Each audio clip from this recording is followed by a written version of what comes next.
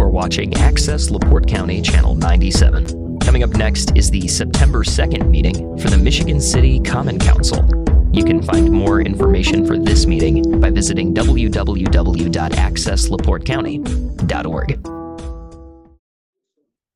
Good evening, ladies and gentlemen, and welcome to the Michigan City Common Council meeting. Today is Tuesday, September 2nd, 2025, and I am calling this meeting to order. And before we start, I would like to ask each of you to please silence all of your electronic devices. And if you will please join us in the Pledge of Allegiance and a silence of prayer.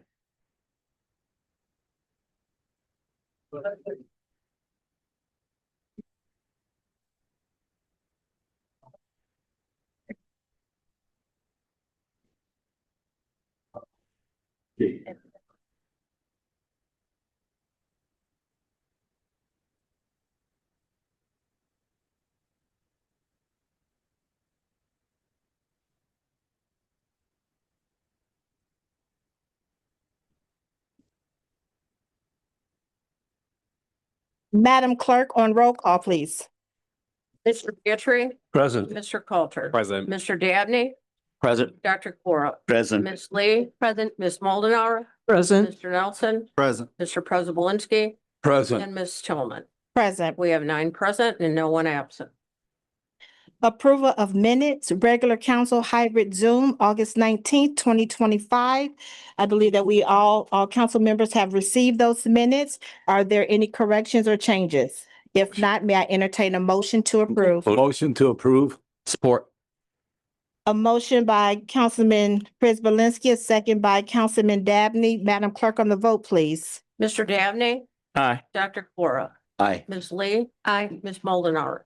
Aye. Mr. Nelson. Aye. Mr. Preselinski. Aye. Ms. Tillman. Aye. Mr. Pietri. Aye. And Mr. Coulter. Aye. We have 9 in favor and no one opposed. Next on our agenda, we have reports of standing committees.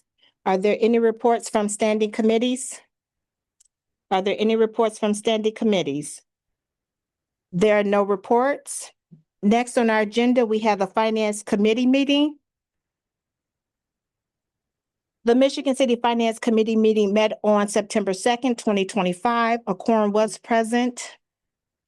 In regards to the Michigan City Riverboat Boyd claims docket for September 2nd, 2025, Riverboat Fund 2235, $0. Riverboat EFT Fund 2235, $250,000. And that is for the transfer to the brick street that was transferred in. The Rainy Day Fund 2236, $138,480.10. And that is for Reith and Riley Construction Company and Schneider Geometrics. The total claims is for $388,480.10. May I entertain a motion for approval? So move. Second. We have a motion by Councilman Dabney and a second by Dr. Cora. Madam Clerk, on the vote, please. Dr. Cora. Aye. Ms. Lee. Aye. Ms. Moldenauer. Aye. Mr. Nelson. Aye. Mr. Preselinski. Aye. Ms. Tillman. Aye. Mr. Pietri. Aye. Mr. Coulter. Aye. And Mr. Dabney. Aye. We have 9 in favor and no one opposed. The City of Michigan City Riverboat Rainy Day cash balance year to date, fiscal year to date, September 2nd, 2025, fund number 2235, ending balance $4,798,819.44. Fund type 2236, Rainy Day Fund, ending balance $1,167,490.42. The grand total ending balance is $5,966,309.85. Also, during our our finance meeting, I brought to everyone's attention and the council members that you all know that we're in the midst of our budget, but it's budget time for us. So we do have a prepared budget time frame, and I would like to share those dates with you all. Budget timeline, the mayor budget presentation will be September 11th, 2025 at 5:30 p.m. in the EOC room. The first reading The mayor virtual handouts for the public will be September 16th, 2025, located in the EOC room. The council public workshops with departments will be held September 24th, 2025 at 5:30 p.m. in the EOC room. If we would need an additional time, then the tentative date will be set for September 25th, 2025, located in the EOC room. The mayor budget workshop follow-up will be held September 30th, 2025 in the EOC room. Second reading and public hearing will be held October 7th, 2025 in the EOC room. And should there be a third reading, if necessary, that will be held on October 21st, 2025, located in the EOC room.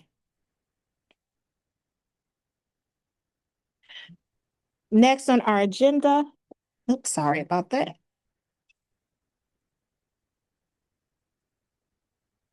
We have reports from boards and commissions. Councilwoman Moldenauer. Thank you, Madam President.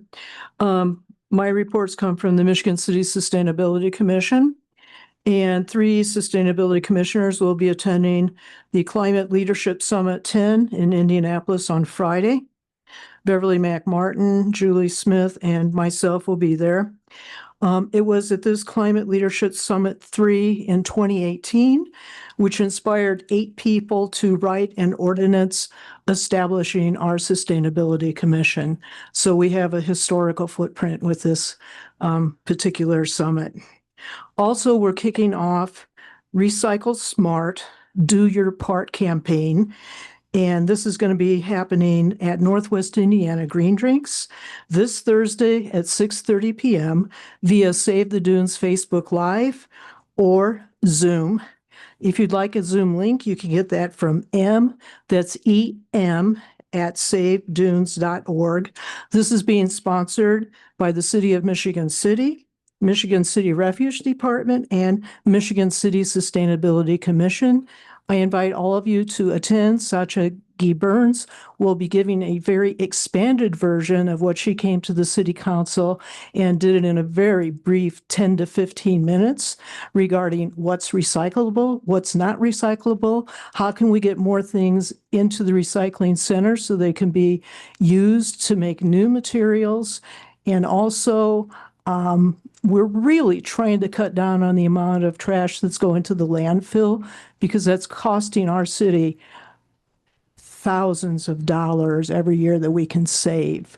So invite everybody to join us. Sacha's lots of fun and she makes recycling extremely interesting. So we hope to see you Thursday. Thank you. Councilman Beatrice. The veterans, I have a report from the Veterans Commission on Saturday, August 23rd, last Saturday. They helped to support a military stand down at the LaPorte Civic Center from 9 to 3. Squat Post 451 was a staging area for city buses that took handicapped veterans to the stand down. Danielle Corley and her board did an outstanding job. She has the numbers on the people who left from here, but because I left early from here as soon as we had everybody loaded up, but there were several Michigan City veterans who attended. But the surprise was when we got to the Civic Center, there were hundreds and hundreds of regional veterans who were at the Civic Center for the stand down. Congratulations to everyone who went. I'm thankful to see the vets and their families show up. It was a great event, and we're looking forward to maybe having a stand down of our own here in Michigan City next year. Are there any other reports for boards and commissions? There are none. Moving down to reports of special or select committees. Reports of special or select committees. There are none. Next, we have reports from mayor or other city officers and departments. Skylar York, Director of the City Redevelopment Department, introduction of Phoenix Investor Proposed Data Center, Maze. Good afternoon, Council. Skylar York, Director of Redevelopment for the City of Michigan City. You might recall that just for the public's knowledge, this was tabled from, I believe, your first meeting in August, if I'm not mistaken. Just some other things, just want to get out there too. There has been a public workshop. There's also been 2 field trips, one to Hammond, Indiana to visit the data center there, and then one to New Albany to visit the data centers as well. Tonight, you do have Phoenix. They have brought their team with them tonight. I would like to introduce Mr. John Perret, who would like to make a formal presentation at this time, and I'd like to offer him the floor if that's okay. Thank you.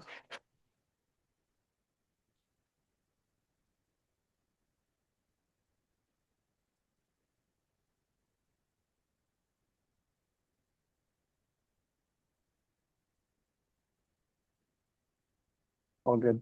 All right. So, evening. Evening. I just want to take a second just to thank the council and the public for giving me some time and space tonight. My name is John Perret. I work for a company called Phoenix Investors. We represent the owner and the developer of this proposed project. The proposed project is developing a data center for an end user that we've recently partnered with. The location in question, which I think it's in the flyers, but 402 Royal Road. I'd like to briefly go into a few of the topics that I want to cover through this presentation. The agenda for today would be a project maze introduction and a 402 Royal Road site overview, some of the frequently asked questions that have been out there and some additional ones I'd like to add in for this presentation. The economic development impact, some words from NIPSCO, and also some words from the Michigan City Water and Sanitary District.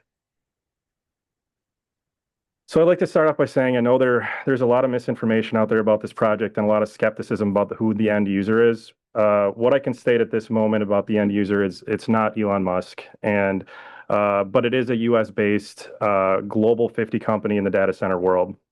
And once approved, this end user plans to do a press release who they are once Phoenix and the end user finalize all the legal documentation after approval. So a quick question on what a data center is. Data centers are kind of the heart of all the services that we use every day. They keep us connected across communities, our nation, and the world. We rely on these things for items like viewing a map, attending online classes, streaming online videos, searching for things on the internet. So why build, and that's just to name a few. I have a couple other options or other items up there, but just to clip a couple of those. So why build here in Michigan City?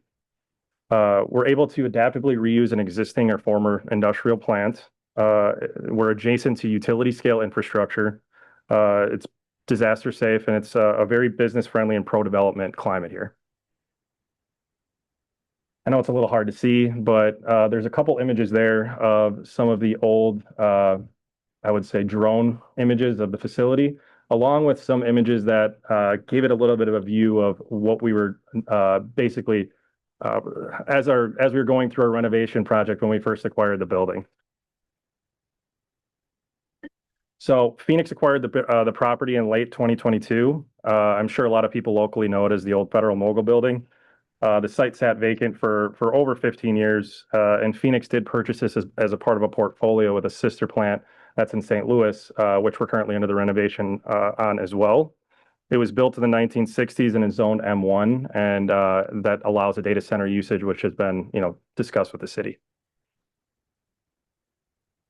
The proposed site plan, I know it's a little hard to see on the screen, but the L-shaped box on screen, that's the existing facility. That's the building that we will be renovating. It's a sustainable approach in lieu of going ground up. And to the east and west of the existing building, there will be an electrical yard. To the north, there will be a mechanical yard, and north of that will be a customer-owned private substation, which I know it's a little hard to see, but with 2 new NIPSCO feeds from across the street for redundancy, which I'll get into in a little bit. And then in the southeast corner, there's a potential for a phase 2 if this is approved and we move forward on the project. So I know there's a lot of FAQs that have been sent down, a lot of presentations that have been done about this, but I wanted to take the time now to hit some of those major points of emphasis around. So noise has been a big point of emphasis on these projects. And so when it comes to noise, there's a couple things that create it. It's the cooling systems, it's the electrical systems in the utility substation yard or the customer-owned substation yard, and then the emergency generators. So throughout these studies, which will be presented and submitted with our building plan permit, is a sound study. And what we did in our sound study was approach it at a worst case scenario. And when worst case scenario happens, that's the hottest day of the year when your cooling systems are running the most or highest capacity. So even under those conditions, we were able to design not only the site, how we lay things out, but add other features to it to even bring that lower than what the local code is. Some of these things include a 6 to 8 foot earth berm on the east side of the plant with a landscape buffer, which I'll get to a little specifics on that later on. A sound wall is currently being designed. We've sent in a couple iterations, but we're looking at putting a sound wall around the chiller or the mechanical yard on the northeast that's closest to the residential area to absorb and attenuate that sound even more. And we've also committed to the city to do a monthly sound report to the city director of redevelopment and the department's city code enforcement. So the project one, the existing building, is in 2 phases. So one phase will be deployed. The second phase in the same building will be 4 to 6 months later. So that adds up to 6 months at each of occupancy at each deployment. So it ends up being about a year and a half for the first deployment. And if there's a phase 2, that'll stay in place. So it'll go another 6 months after that. And I did talk with the end user today, and if there's anything found, obviously during the sound testing that's not construction or a plane or a semi driving by, they have to, per the zoning code, take care of that. But if there's at the end of this 6 month period that there's an issue with the systems of the building that are causing it to be louder than that 60 decibel level at the parcel line, then they committed to taking another 6 months to obviously remediate it right away, but just give additional reports from that. Emergency generators. I know this is a pretty big hot topic. The emergency generators are only that. They're in the event of a power outage or some sort of natural disaster. And there's going to be 66 diesel generators on site for the building. And again, this is only for emergency backup. There are no applications on site for permanent power generation on this project. And this project will be required, obviously, to go through IDEM and the EPA to get an air permit for the site. To talk a little bit about that air permit. So the air permits for each singular generator on site will have a runtime that's not allowed to exceed 31 hours per year. And I know there's a little bit of confusion about that, but let me break that down. So the 31 hours per year equates to 6 hours of runtime, which is up to 30 minutes per month for the 12 months out of the year, 1 hour per year for annual testing and maintenance. And then in the case that there's an emergency failure, they're allowed to run for 24 hours on full power. After that, they have to shut them down and they can't use them anymore that year. So that's the breakdown if there is an emergency. So to touch on the anticipated runtime, which is, obviously everyone's crossing their fingers. There's not a power outage or any type of natural disaster, but the anticipated time would be 7 hours, which would break down to, again, the 6 hours of up to 30 minutes per month for the 12 months of the year and 1 hour per year. And on top of that, the generator to touch that also ties to the local zoning code for the sound ordinances. These can only be tested during work hours. So they're only tested from 5 to 8. And the CO2 emissions from the entire project of the phase 1 equates to about 416 tons of CO2. And I know I did put a couple additional examples in the FAQ package, but to put it into simple terms, that would be like 2 semis leaving Michigan City and going to Gary, Indiana and back every day for 365 days a year.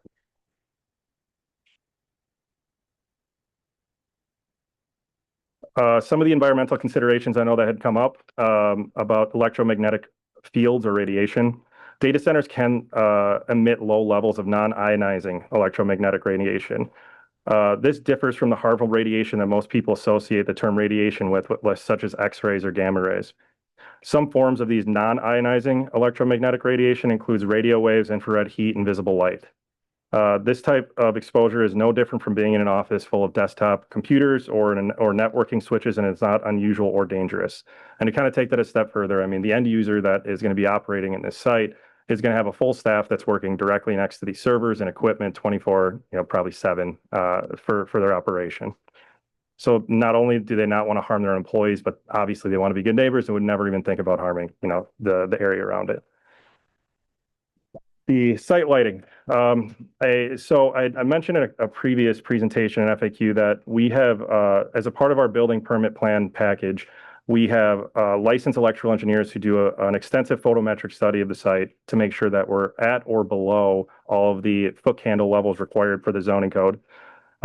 We will meet all municipal codes required for all aspects of this project that are relatable to the code. We'll use proper fixtures and shielding will be installed. Proper fixture shielding will be installed as required. And this project will use high efficiency LED lighting throughout. Some buffering aspects of this project that we intend to keep or install would be the existing tree buffer around the property. This we intend to remain as much as possible. The project will endeavor to only remove the perimeter vegetation that poses any safety concerns. And then, as mentioned earlier, along the east side of Royal Road, we're going to be doing a 6 to 8 foot berm with a landscape buffer on top, which includes 150 to 175 mixed trees, averaging 2-inch caliper and ranging from 6 to 12 foot in height. And then an additional 140 to 160 shrubs planted. And I will state that was on an initial iteration. I imagine that number will grow. Some site features you can kind of see on the screen. I know it's a little tough, but what wasn't shown or represented in the initial site plan is the earth berm on the east side in yellow with some shrubs and trees. It's a little hard to see, but there's a perimeter security fencing. And what's not shown on there yet, because it's still being finalized, is the sound wall that wraps around the mechanical yard. Sorry, could you hear me that whole time? Yeah. Sorry. Okay. All right. The economic benefits to the city, I'd like to bring up Rick Hall to touch on this.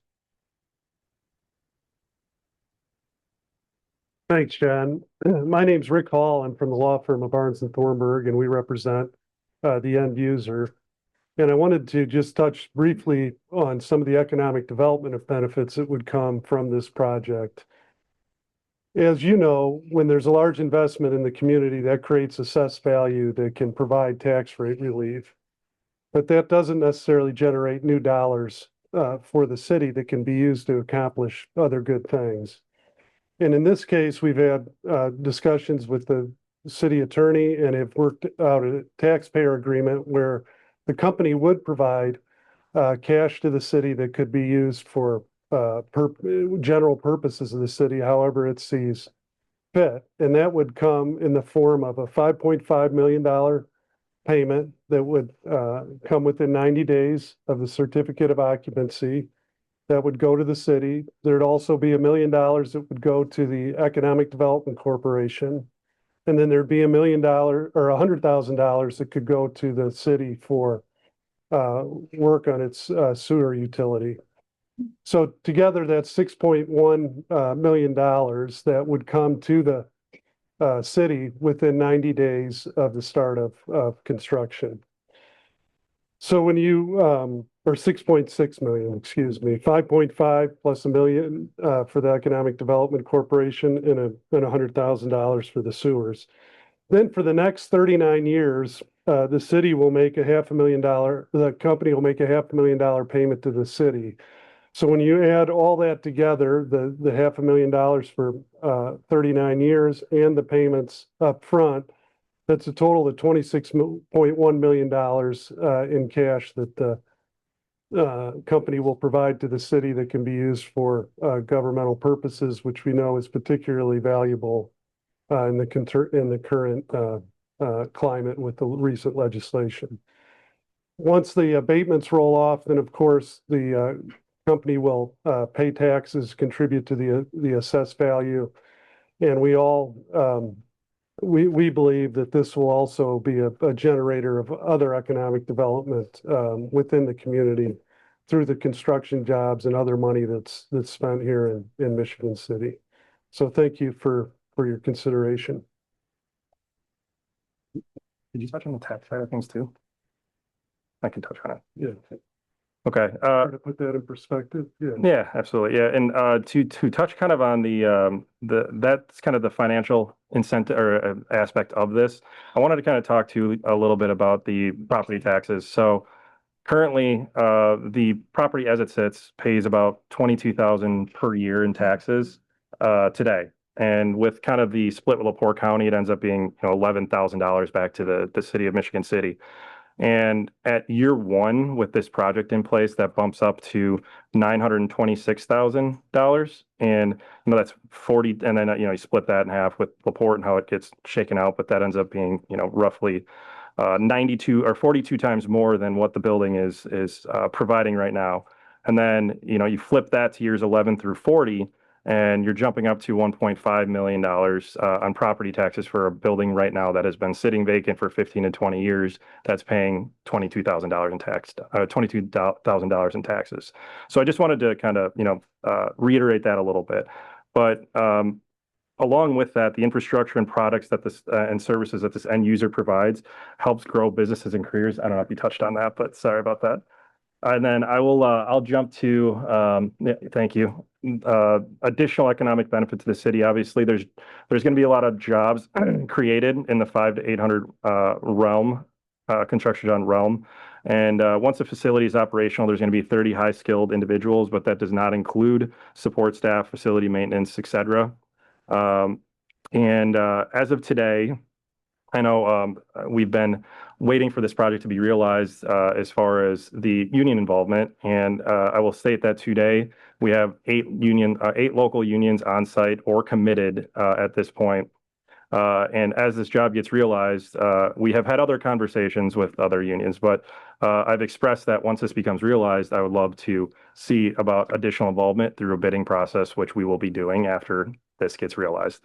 So I just wanted to repeat that again, that once this is realized, we will be talking and getting bid packages out to, all the local unions. But I had to be, I guess, careful about committing to anything prior to this being a real project. So just being transparent on that. If you could you please repeat that a little louder? Yes, that we currently right now, we have 8 local unions on site working right now or committed to work. And we've engaged additional unions, and I've been transparent that once this becomes realized, we'll be sending out bid packages and we can understand how this all gets put together. But at any point below or before today, I did not have a realized project or an ability to commit to any long-term portions of the project while we were going through this approval process. Okay. So I know NIPSCO on the power side of this is, a big proponent out there. I do have a representative from NIPSCO that I will have step up at the end of this presentation, but I just want to say that the end user and the developer has been working closely with NIPSCO to determine the electrical needs and through power studies. Infrastructure, and I do want to make sure everyone understands this as well. Infrastructure improvements will be made at the cost of the end user to the substation, not to the public, to increase the capacity and improve reliability in the area. So they're paying for the upgrades to the private substation across the street so that the local does not get impacted by it. But at the same time, they're also, adding to the substation to create additional reliability to the area also. The cost of NIPSCO and upgrades elsewhere, additional supply for this project will not be borne by the ratepayers, which I'll let Rick talk to at the end of this. The facility will be fully operational on grid power, as mentioned before. There will be no permanent power generation on site. On the water side of things, which I also have the Michigan City Water Department here to speak. The water usage, I think, is a big misconception out there. The mechanical systems used for cooling for this project, it's called an air-cooled chilled water system, but it's a closed loop system. And I try to explain, I'll try to explain this a little bit, and the idea that think about your car. Your engine has a cooling system in it for your car. You fill it up with coolant or water, back in the day, and that circulates, keeps your car cool, right? This is the same concept. After the initial fill of the chilled water system, the only makeup is about less than 1%. Obviously, if there's a failure or there's a break in a line, that's a different point or topic. But throughout the entirety of this project and the use of this system, you fill it up once, you only get a small percentage of makeup water you're needing per year. The only other water usage for the site is your typical toilet sinks, et cetera. And we've worked very closely with the municipal water facility and representatives here, and they've confirmed that not only do you guys have very good quality water, but it's also there's ample here to support this project and even future phases. And again, this kind of rolls across all utilities that if there were to be any infrastructure upgrades, the end user would bear those costs, not the public. And I can let the water company talk to you about the rates as well.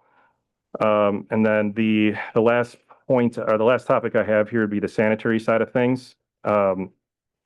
This kind of goes same with hand in hand with water. Right now, the system and the capacity of the existing site was previously serving Federal Mogul, who had a lot larger discharge, to say the least, than our project.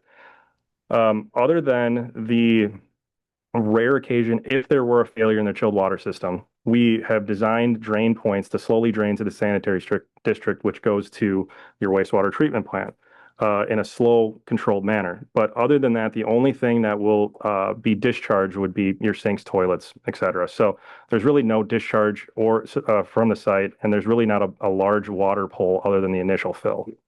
Again, we're also providing the sanitary district $100,000 to improve some items that are downstream from our site, not necessarily for our site, but to help improve that area. So I just want to, bring that up as well. So that is the last topic that I had as far as the presentation. I will let Rick from NIPSCO come to the podium.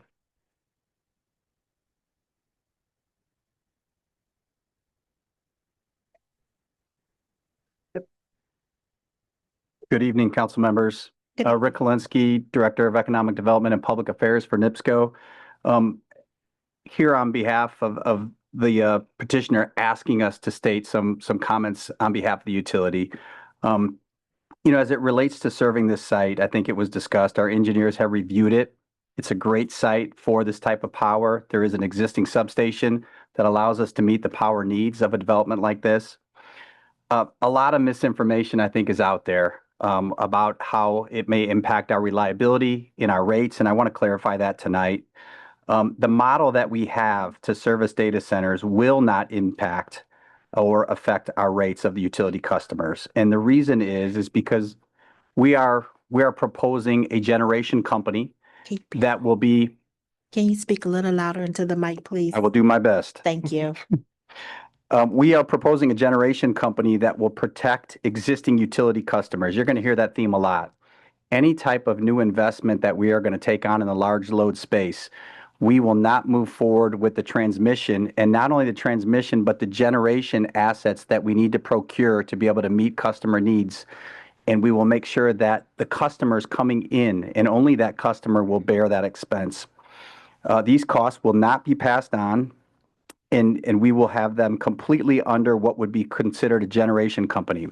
If you think of a standard project, which is like Solaire or Hitachi here in Michigan City, usually they come to us and they say, NIPSCO, can you meet our power needs, right? And it's maybe a 5 megawatt power user, which is a good user. They're going to employ people.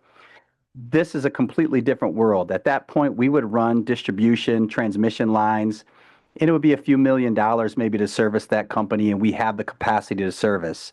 When you're talking about a 200, 300, 400 megawatt project, we want to make sure that we're ring fencing our customers, keeping them separate from the investment that we would make in the generation company. And that would be borne by the actual developer and the end user. So that is the key to our particular development and how we want to move forward and make sure that we provide an opportunity for the data centers.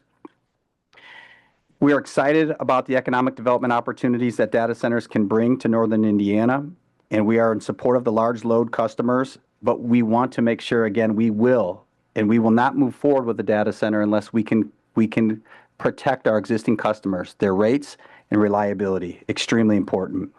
As these projects move forward, we look forward to continued productive conversations. I know we had a good one the other night. I thought it was very good to get an opportunity to hear from the council and explain where we are at NIPSCO.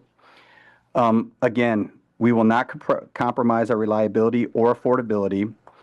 I will tell you this, that we get we have outreach from probably 40 to 50 developers in the data center space over the last 12 months.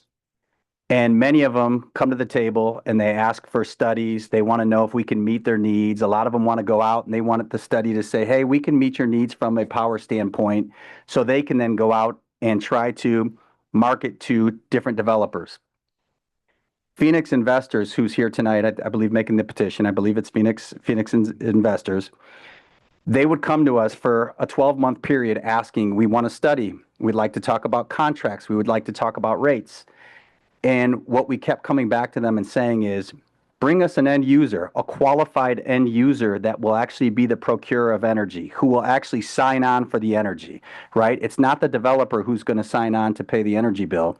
It's the end user. And the reason why, and I will tell you, the owner of Phoenix Investors and I had a lot of heated conversations, and they wanted to get down a path. I said, listen, we have a model that if we don't have a company that has a parental guarantee, I think you said a top 50 global company, a parental guarantee, a letter of credit to make sure that they can finance the investments that we need to make sure that our customers don't bear that expense, we're not going to talk to you.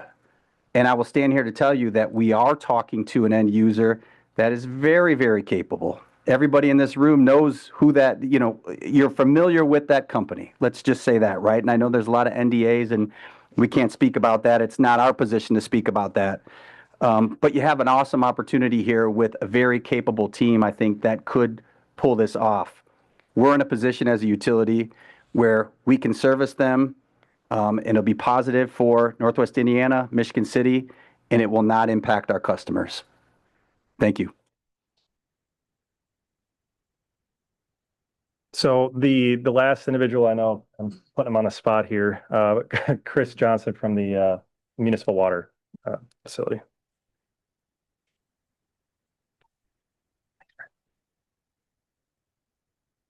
Good evening, Council. Good evening. Again, Chris Johnson, Superintendent, Department of Waterworks. There has been a lot of discussion about how this could impact the community.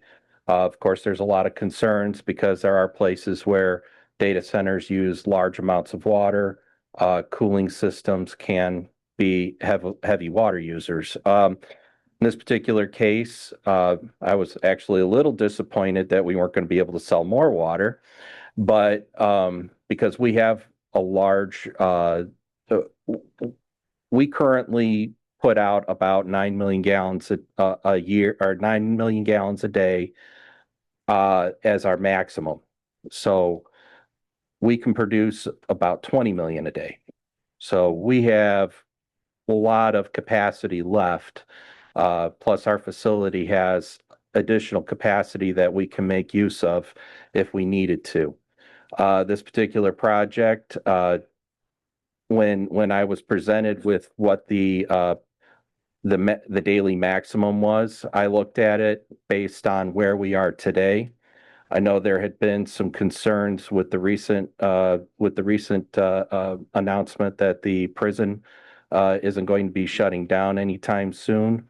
That could be a problem. I can assure you that it is not a problem. When I looked at what was being presented by this project, I already anticipated that we were going to have a couple of years anyway where the two facilities were going to be using water at the same time. So we're in good shape that way. It won't have any impact on our customers as far as increasing our costs, other than when, the more water we treat, the more we spend a little bit more on chemicals, but our labor stays the same because we're 24/7 operation no matter what. And those extra costs in treatment chemicals are paid for by the bill that the new customer receives. So it's not increasing what our other customers have to pay. It doesn't impact them in any way. But yeah, definitely the Department of Waterworks has more than enough capacity today to serve both what is planned right now and what could be planned with the next phase, because we also discussed that as well. So that's all I really have, with regard to the department.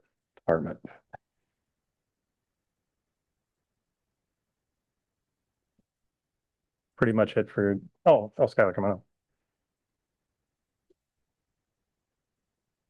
on. Just for knowledge too, the additional, I don't want to speak for the sanitary department, but I do know what they're doing. There's a pinch point and they're going to be able to correct that pinch point to basically take the load off of the downstream and actually go quicker to the treatment center.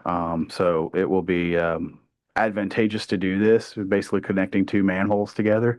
It will give us an opportunity to get that done. It's actually not directly on this property. It's actually downstream, but it allows us to do that. And it solves a few issues in that we have a new development out there, Tryon Meadows as well. It will actually solve some issues that could happen with that or any future subdivisions that could happen out there. So it'll help out in the long run of things. I really appreciate Levin allowing them to have time tonight and get this presentation out. So with that, I'll let John close it out. Yeah, and I just want to say thank you all for your time so much. Obviously, the end user wants to be a good neighbor. We're very we're very excited to see what kind of impact this can have to the city and the community. And we're very transparent, on the Phoenix side. So if there's ever any other questions from the council, don't hesitate to reach out. So before you leave, I would like to ask any of the council members, do they have any direct questions to Mr. Perret in regards to the presentation? And from there, then if you have any questions for Rick with NIPSCO, then we can address that. And then we will then go, if you have questions for Mr. Johnson with the water department. And that's the way we'll go ahead with those questions. And if no one objects to that. Councilman Przybylinski? I do have a question, and that deals with the abatement. And I know we'll get to that, in a little later, but on this 10-year abatement on the building, so how much money will the city get once that abatement's gone?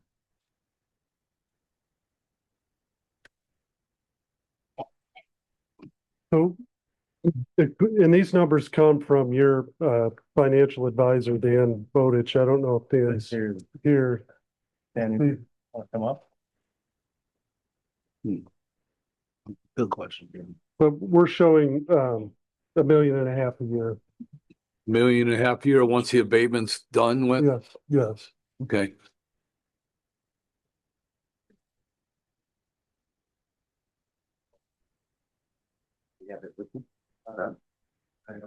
Give the general one, we can bring up. That was our that just shows it.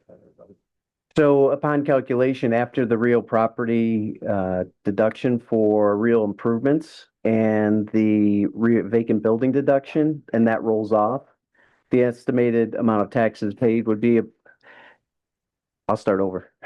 I apologize. So we've calculated that after the real property improvement and the vacant building deductions roll off after a 10-year period, the amount of taxes that would be due and paid would be in the area of $1.593 million a year. Okay. Thank you. You're welcome. I just have a follow-up question on that. Yes. So you're saying $922,000 per year for the first 10 years. Right, because the deduction is calculated at a 50% of the vacant building value now and 50% of the real property improvements that are incremental to the cost. So it's $9.2 million for the first 10 years and $45 million for the next 30 years. Yeah, so it's, I guess that's right. yeah. All right? Yeah. Right, So that'll come to about $54 million over the duration of this 40 years. correct. And of that, half of it comes to Michigan City, 48%, and the rest of it goes to LaPorte County. Thank you. Okay, and just for clarification, could you repeat that one more time? There are two there are two taxes. One is on the personal property and the other one is the real estate. And we are talking about abatement for the personal property. Plus on the real estate, your 50% tax abatement for the first 10 years. And that'll generate a property tax of $922,000. Over 10 years, that'll be $9.2 million. And then it'll be 1.5 million for the next 30 years. That's the estimate based on estimate, the yeah. project investment parameter. $45 million plus $9 million, that'll be Right. $54 million. And half of it comes to Michigan City. About 48%. About $27 million. So I just wanted to get that number out, Thank you. Councilman Coulter, Yeah. before you speak, if you would, just for council, just so that things run smoothly, I ask that please wait till that you are acknowledged before speaking so that we're not over speaking over any other council members. Thank you. Councilman Coulter? Thank you, Mrs. President. It's for you guys, yeah. Okay. Could you say a little bit about what it means that this is going in a TIF district? What was the question again? Could you say a little bit about what it means that this is going in inside a TIF district? You want to answer that question? I'll take it, but you may want to jump in. Greg, can you clarify what exactly, so it is inside a TIF district right now, but actually the money that's the economic, what's it called? The economic development payments will not go into the TIF. They'll be paid directly to the city itself. There will be some residual tax that will be generated that will go to the TIF, but the payment of the 500-year and the 6.6 million, those will not go through the TIF. We worked hard to come up with a solution to take them out of the TIF so that they were direct pays to the city. Is that, I hope that, I don't know if that answered the question. Yeah. Okay. It is in a TIF. It is true. It is in a TIF. It's already in a TIF. The ERA that we're beginning to address, because you renew your economic revitalization area every 2 years, and we do the whole city, the ERA establishes a new economic revitalization area to allow the 40-year abatement. Does that make sense? And I hope I explained that correctly. And just for clarity, the ERA designation is for a 40-year period.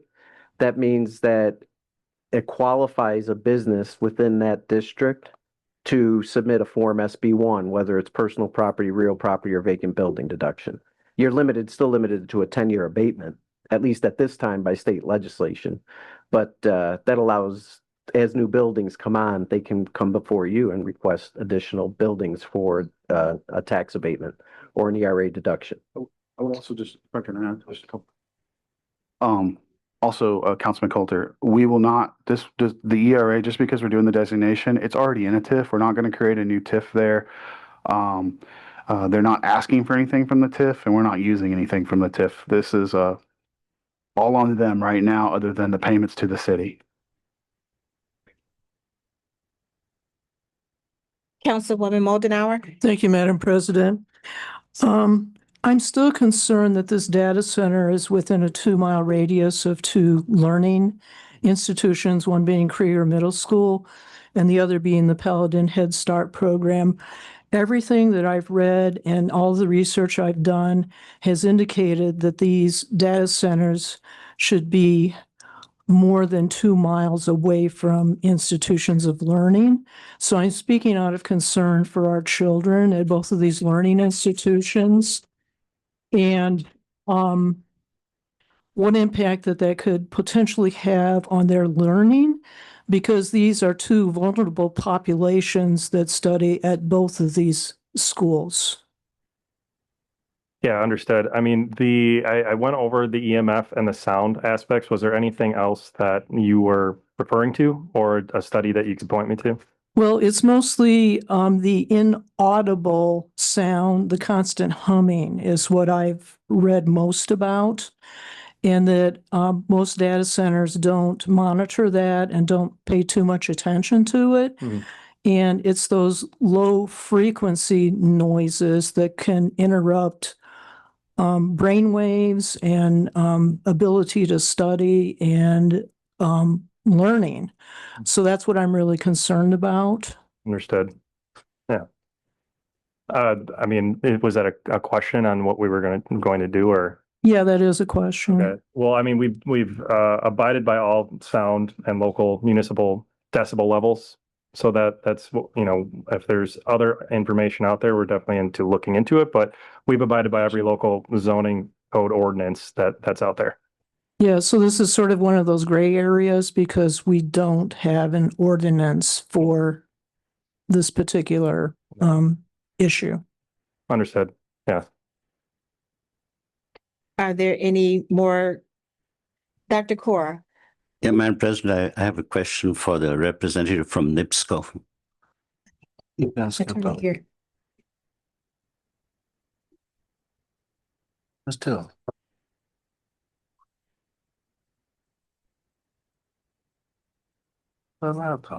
Sir, my question pertains to the rates that may affect the residential customers. You have a data center in Hammond, and which has been in operation for a while.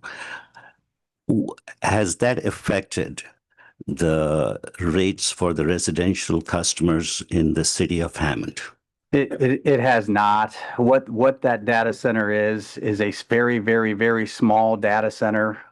They are looking to expand there, and we would use the same model that we're proposing here, where the key for the investment that we would have to make as a utility would be in the generation company, which would be specific to that particular investor and or customer. So none of the investments that we would make, or really the customer would make, would be within NIPSCO and our customer rate base. We're shielding all investments due to the large load nature of the projects. As I stated earlier, if you were to have a smaller project, it's the cost of delivering the energy, transmission, distribution. These are different because they use so much power. We have to procure generation to help make sure we have the capacity to meet their needs. We're shielding, or you guys are probably familiar with the term ring fencing our customer base, everyone in the room, and we're making sure that the actual data center customers are the ones that are investing. We'll have agreements where they have to take power no matter what. If they're not going to use it, they still have to pay. It's called a take or pay. We have termination agreements. If they were to leave in 12 years, they would have to pay a termination fee or some other particular time frame that could be structured into the contract.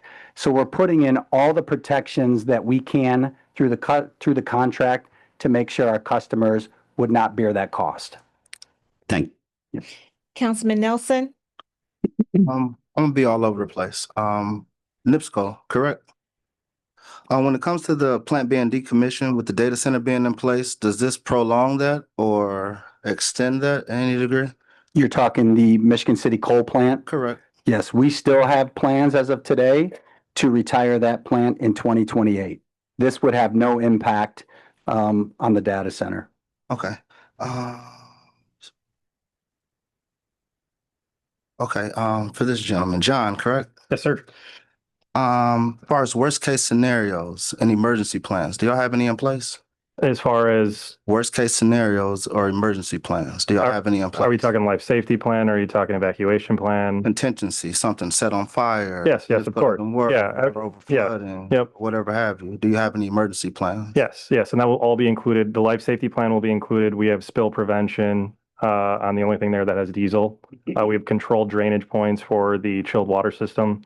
There's an egress plan for the inside. We have a 24/7 security. There's security cameras 360 degrees around the site. There's notification around the site. There's site illumination around the site. Yeah, I mean, I could probably keep on, but yeah, it's a very secure and safe site. You said they'd be included. They have not been presented, or? That's a part of a building permit plan package. So everything as far as life safety, the equipment we're using, everything we're implementing, that's all part of the permit plan set. Okay. At fault. Who's at fault? Worst case scenario, you guys, you take the blame for anything that happens. The city doesn't, they don't burden the cost if anything was to happen in 10 to 20 to 15, well, 10, 20, 30 years from now. Are we talking a building deficiency, or are we Talking talking? about anything that you guys built and is deemed not to be safe down the road. Yeah, that would be on the end user. Obviously, they hold themselves to the highest safety standards. So if anything were to happen, obviously, it would be on the end user. Okay. Notification of the generators, is that something that the public will be notified of when you guys do run these? That's really hard to pinpoint. They're probably typically not, and I haven't gotten the full schedule from them, but I would assume that there's probably an irregular maintenance and testing plan. But that is something I could ask the end user. I'd appreciate that. As far as fiber infrastructure, we went to New Albany, if I'm not mistaken. A couple of questions I asked the mayor is, what's something that he anticipated that he didn't think about? Something he said was the fiber infrastructure. Can you talk to me about that and how that's set up or planned out? So as the developer, we pick up the fiber at the property line. Now from there, the end user works with the local networking companies to either use their infrastructure or bring new infrastructure in. But we pick it up. It's called a zero vault at the end of our property line. Okay. Also, one thing he said he didn't plan for is just a situation where the electricity didn't accommodate the data center, so they had to use gas, and then they had to bring it in. Yeah, that will never be a case. Yeah, there will never be permanent gas generation on this site. And that kind of coincide with NIPSCO, where do you guys plan on converting to gas to accommodate these people? Yeah, there would be nothing on site that we've discussed or are in discussion about that would be an asset to serve the particular development. Okay.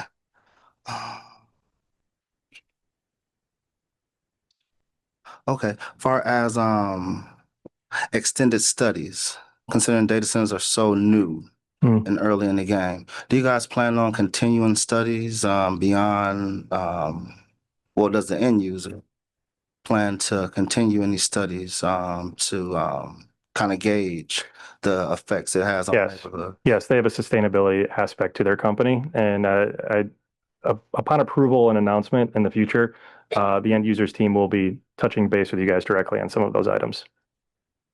Okay. Okay. Okay.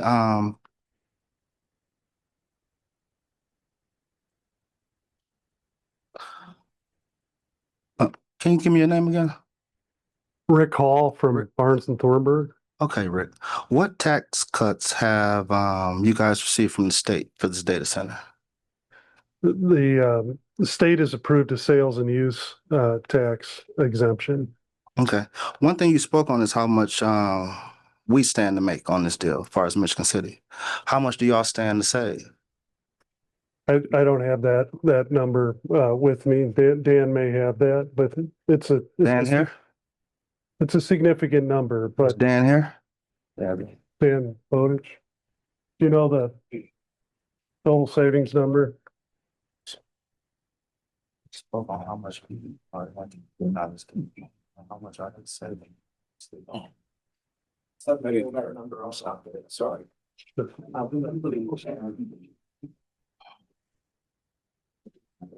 Thank you.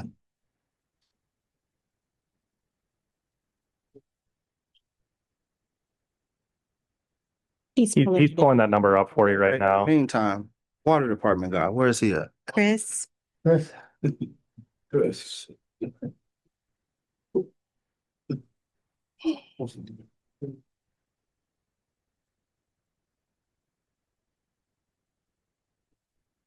How you doing, Chris? I'm good. With the incentives, they're gonna give us $100,000. Is that, I guess, what is the cost to upgrade to accommodate them? Okay, so the $100,000 that they've spoken of is for a sanitary district project to improve the flow of water in the sanitary district outside of this project, but it will help with the general areas drainage. That's all I really know about that because I pretty much am just dealing with the drinking water. Okay, so I guess hypothetically, if it exceeds $100,000, are they in a position to extend more money when it comes to accommodating them for this project? Got it. Councilman, thank you. Wendy Vache, Public Works Director, How you doing, including Wendy? Sanitary District. Good to see you all this evening. I stepped up because this one's mine to field, so thank you so much. The $100,000 is being used for a downstream, I think Skylar mentioned, improvement. And this improvement actually benefits the entire city and makes sure that we do not have any negative impact to our CSO, that's our combined sewer. And so that's very important. There are no impacts to the sanitary district at this time. Every single permit and action will be vetted fully in terms of what else is needed, tap permits, and we'll get there. So, but that's what the $100,000 is for. It's not necessary for the project. It's actually in addition for us, and it helps solve some other problems in the future. So that's its purpose. Do you have any other questions for me? Oh, not yet. Okay, I'll be here. Great. Okay, John. Yes, sir. You spoke on 30 high-skilled jobs. Are these going to be outsourced or are locals going to have the opportunities for these jobs? So the end user is planning on doing a STEM system where they are going to enrich Ivy Technical College and other colleges local in the area on development programs for this. As far as the initial startup, I can't speak to if they're going to be local or not. Okay. 6 months. Why 6 months? Why not the whole duration of your existence when it comes to monitoring the noise? Oh, for monitoring the noise, it's a perpetuity thing, right? This sound monitoring, the systems that we use on this site, they are consistent year round. The only deviation to these systems is the temperature, right? Hotter temperatures require more cooling, that makes them slightly louder. Colder temperatures, you might not hear anything because we can almost turn these systems off. So by the basis and from the end user, it is we are going to monitor for 1.5 to 2 years, depending on the deployments of these phases. And if there is anything in there that shows that these projects are an issue sound-wise, then they will remediate them and monitor them for another 6 months. You know, the perpetuity thing, you know, it could outlive both of our careers, right, passed down the road. And there's a lot of, I just want to state, there are a lot of variables when it comes to sound monitoring at the property line. Mm-hmm. We're right next to an airport.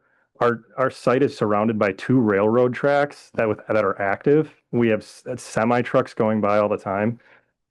I'm really going to have to work with the city on how we decipher some of this information because it's going to be difficult to even comprehend as we go through this. Okay. Phoenix investors, to my knowledge, y'all find spaces for end users to be placed. What was the last data center y'all did? So I'm Where? I'm currently working on one in New York. The other one previous to that was in Memphis. Okay, so the one in Memphis, you guys built? No, we did not build. We own the building. We leased the building, and another end user put a data center in that building. We were not a part of any of the development. So how are y'all associated? We own the building. You just own the building? Yeah. Okay. Yeah. We can't control what our tenants do, you know, obviously, in those situations. So y'all didn't oversee the infrastructure build or the... No, they permitted their own aspects of that project. Okay, but that's not the case now? No, we are developing this data center. Yeah. Okay, I just wanted to clear up. Thank you, Councilman Malcolm, Thank for your you. patience. I wanted to make sure I got the number. The tax savings over 10 years on real property ERA AV deductions would be $5,412,000 over that 10-year period. That's being deduction on the improvements and the vacant building over a 10-year period at a 50% deduction. $5,412,000. Okay. I think that's it. Councilwoman Lee? Thank you, Madam President. I have 2 questions for John and 2 for Rick from NIPSCO. So John, one of the biggest concerns that people have come to me with is the generators, right? Because of situations in Memphis and other places in the country, the end user has constantly run generators, and that's a fear that would be happening in Michigan City. You've guaranteed us 31 hours per year at the absolute max, and that's if there's an emergency, right? How can you guarantee that will happen? That 31 will be the absolute maximum so that we can eliminate any fear for any Yeah. excessive use? So we have to record our maintenance, they have to record their maintenance schedule per year for those generators. You hit a cap and you got to shut them down. They're implementing these, elsewhere too, but these are the highest standard, lowest emission units out there, and they're regulated by IDEM and the EPA. So you can't run these things for power generation without the correct air permitting on those. And in other cases for the natural gas turbine generation, that's to produce power. This is only to back up if the power fails from NIPSCO. And I think I noted earlier, but I'll kind of reiterate that for the NIPSCO tie-in to our site, we're having 2 feeds to our customer-owned substation for redundancy, and we have additional transformers for redundancy so that they're trying to avoid any instance where these things have to run unless they're tested or have maintenance on them. They don't want those things to run. So, and they're also regulated by, the governmental agencies, which, they don't want to butt heads with, obviously. But yeah, I mean, much more than that, I mean, there's not much more I can say on the running time side. And a third question, is there another fuel source that these generators can use, and is it cleaner, and will we have access to that? So there has been talk with the end user about using a biodiesel. They've seen success in that it works, but the issue is the quantity of it right now. So as that gets larger, they'll be able to deploy that or, use that elsewhere as far as diesel generators across the board. But it's still in its early phases, but that's the goal, to move forward on that. Okay. And then we talked about this before. So I teach middle school environmental science here in Michigan City. And one thing that would be very cool for my class, but it would be a conflict of interest, so we can't do it, but to help with the noise monitoring. So is there a way that we can partner with the schools and a different environmental class or a STEM class or elementary class can help with that data management of the noise monitoring so they can see throughout the year how the noise differentiates? Yeah, and I will state that when the end user finally is able to announce who they are, they will be sending a team to work on enriching schools, colleges, businesses, et cetera, around the region. And that's definitely something I can go back and talk with them about. Okay, Yeah. Thank you. Absolutely. All right, and Rick, you said Genco isn't up and running yet. Do you have a approximated date of when that will be up and running? It's currently through the regulatory process with the IURC, and the plan is late September, early October. Of this year? That for the approval, correct. Okay. And then I've mentioned solar several times. Out of all the power that is being generated or that would be generated by this specific data center, if solar panels were to be put in place, about what percentage of the total power could be used by solar? Typically what you're seeing now is I think as many people know, we are in a transition. We have put a ton of solar into working capital, as well as wind. So a big push on renewables. It really will be a slice of system, right? So there'll be all of our assets that will be in that generation company will be natural gas, will be solar, will be wind, and will be battery. So it'll be a mixture of the different assets. And if you follow MISO pretty closely, we're seeing a lot of need for what they call dispatchable energy, which is energy that has to happen now, right? I mean, to make sure that we're continuing to meet the growths of our customer base. This is nationwide, worldwide, quite honestly. But we believe in renewables. We have a major transition that we're executing, I think, as many of you know. So we will see some renewable assets in the Genco for sure. But with this specific center, if they were to put in solar panels that covered the parking lot or the excess green area, about what percentage do you think those solar panels could cover? I'll give you a little bit of a perspective.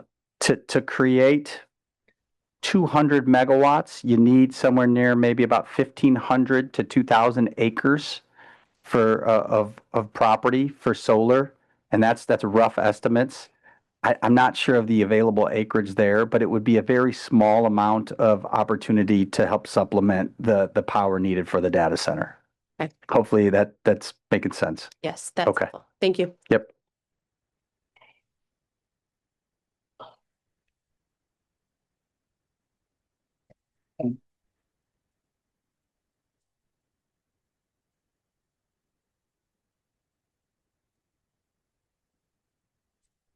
May I entertain a motion for a 5-minute recess, please? Approve. We have a, Second. we have a motion by Councilman Nelson and a second by Dr. Cora. Madam Clerk, on the vote, please. I wasn't expecting that. Do I have to vote on it? Miss Lee. Oh, okay, Okay. excuse me. Bang that gavel. Yes. Okay, so we will move along because we're still under comments from the council. So I believe, did you have another? Yeah. Yes. You can go ahead and complete your questions. Okay, Ms. thank you. Councilwoman Lee. So what are the 8 local union trades on site currently and that you have been talking to? Yes, so we have electrical 531, carpenters 1485, bricklayers 4, sheet metal 20, operators 150 at this moment, sprinkler 669, plumbing 210, and glazers 1165. And talked to several more outside of that as well. Okay, and then who is or will be installing the rebar currently sitting near the employee parking lot? The rebar that's out there? Yeah. Our foundational crew, but I still haven't released that bid package yet. So the bid package still needs to go out Yeah, for the rebar? Yeah, we're procuring right now. Okay. Yep. Thank you. Dr. Cora? Yeah, thank you very much. I have two other questions. One is, because of the presence of data centers and the increased access to broadband and the speed with which data is transmitted and decreased latency, there's been talk about the data centers attracting other IT-related businesses to the communities. Can you comment on that? Absolutely. We've seen this across our portfolio and a lot of the other end users that we've dealt with. Oh, is that good? Yeah. So, I mean, we haven't only seen that in the data center world. Our core portfolio has a lot of manufacturing as well. But with the data center end users that we've dealt with, they need things. They need chips. They need components. They need aspects of their project that they cannot wait for. So we've seen that impact almost nationwide, not only in the data center world, but manufacturing, that these other manufacturers and warehousing distribution companies want to be close to who they're working with.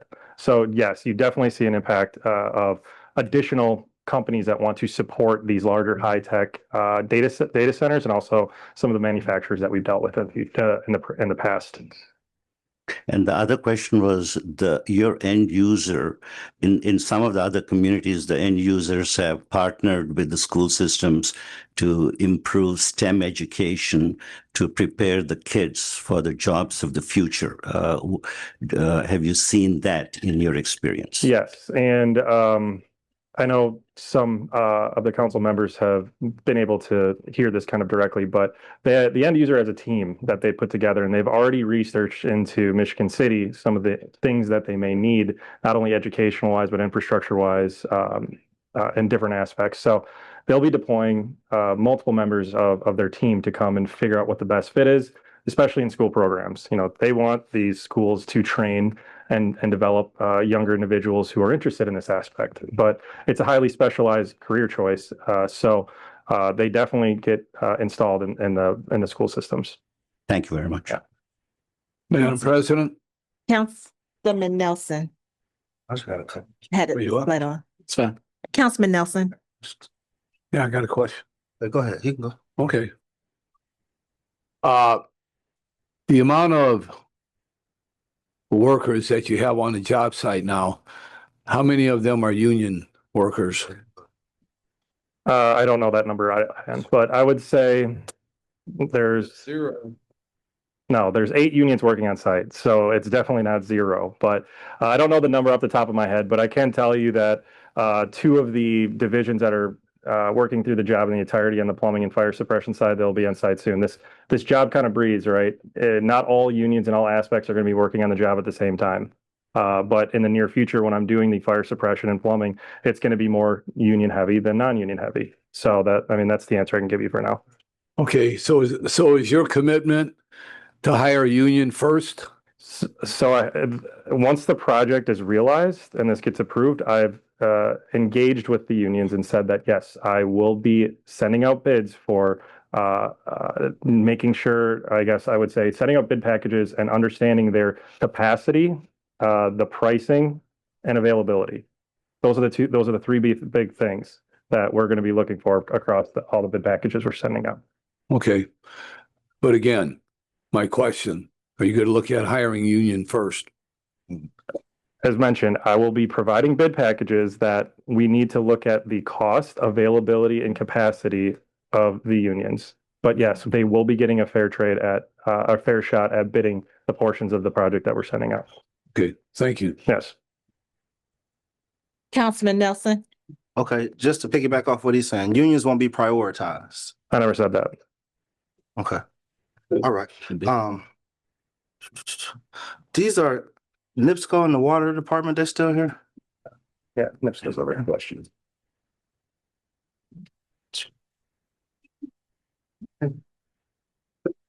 In a event of a power outage, will the data center be prioritized over the residents? Or how would that go? No, data centers would not be prioritized. What I would tell you is data centers have two services, and gentleman was talking about the redundancy right in the service as well. So while a lot of times maybe a storm or some type of outage takes place, we have to tie in the transmission before we can get the distribution back to customers, excuse me. If a data center does, in this case, has an outage, there's going to be two locations that we know that we have to repair and we have to fix. So we will know that right away and be able to address that in a quick manner. And the positive there is it would limit any type of runtime for backup generation, which is positive. Okay, and in the midst of this outage with the generators, all of them are running at one time? Correct. So if there was a double failure where the whole plant went down, yes, they would all run. But the max they could run is whatever time they have left in that 31-hour period, and then they would need to be shut off and wouldn't be able to run after that. Okay, so if it has been ran for 15 hours earlier in the month, it only has another 15 hours to be ran, even if it is an outage? That would be 16 for 31, but yes. Okay. Okay. Water department, where you go to?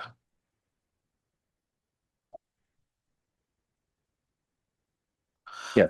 Can you explain to me some of the chemicals that they will be dispersing when it comes to this closed loop cycle, when it comes to filling up and emptying out? As far as that goes, that actually gets a little more into the wastewater side of things that I'm not really involved in. Who would be? Wendy. That's Go. Good evening again. Excellent question. We were discussing this actually over the past week. As we work with this end user to do our permitting, all of the chemical testing, the nature of the coolant water, even the mild discharge will all be part of the permitting process. And so that information has been requested from, since this facility doesn't exist yet, from another facility of its kind so that we can get a sense for that. I had a call today with our consultants who have done these projects all over the place and got some really good advice for them too. So we're ready to get that information and make sure we're processing it according to our ordinance and be able to do our permitting appropriately. So I can report back on that. I do not have that data right now. Okay, and you might have answered this. So is it fair to say that we're not equipped to filter out the chemicals that they're going to be dispersing out? No, I don't think that's true. I think what we need is additional information, and our permitting process will be based on that information. But at this time, the majority of the system is closed loop. Now, yes, we still have to account for emergency situations, which is what we're working through now. And so as the project moves forward, if it does, we will continue to do that due diligence so that the plant is protected, the folks are protected, and the investments are protected. So they're running parallel as far as you getting things situated and equipped to take on this project. I would say that as with any large project, that's to be expected. So right now we're within what I would consider a normal negotiation in development process at this time. So that needs to happen first before they even conduct any business. That's absolutely correct. Is there a timeline, deadline on that? Well, I think some of the development plans depends on what happens here today and in the coming weeks. But we've been discussing schedule, including building permits and all of it. They've been great to work with. And as we get additional information, we can make that available. Okay. That's all I got. Okay. Councilman Dabney. Yes, quick question. This has been a concern of some of the people here or a lot of the people here in Michigan City. Property value. As these data centers and these projects come up, what normally happens with surrounding property values around the data centers? Yeah, I mean, so I kind of spoke on this last time, as far as some of that data, and I know I left my packet back there, but it is an industrial site. And, the residential houses were built around that industrial site. This is going to be a high-tech cleaner operation there. And what we've seen previously is that vacant land value goes up because of the demand for the infrastructure and development around that area. And as time goes on, the residential values go up because of increased job opportunities and a higher pay scale on that. So. And last question I have, that building, the way it's been zoned and the way it's been zoned for years. Yeah.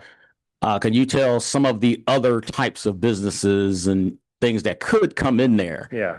So data center was not. So there's a lot of avenues, right? It could sit as it is right now and become a warehousing logistics tenant, still pay the $22,000 per year, but you could have 50 trucks leaving that a day with 5 people working there. That's a type of user that could go in that building. Or there could be something dirtier, right? A manufacturer, a chicken processing plant, something nasty that, we wouldn't even want to put in the building, but per the zoning code would be allowable. This is a high-tech company that's clean and wants to be a good neighbor. There's just a lot of other uses, and I think people took my comment last meeting out of context where when I said it could be worse, what I was referring to is that there could be a lot less benefits to the city from a type of user there, or a much dirtier user to that site that wouldn't bring as much economic benefit either. Yep. Are there any other questions from the council at this time? If there are none, I would like to thank you, Mr. Perret.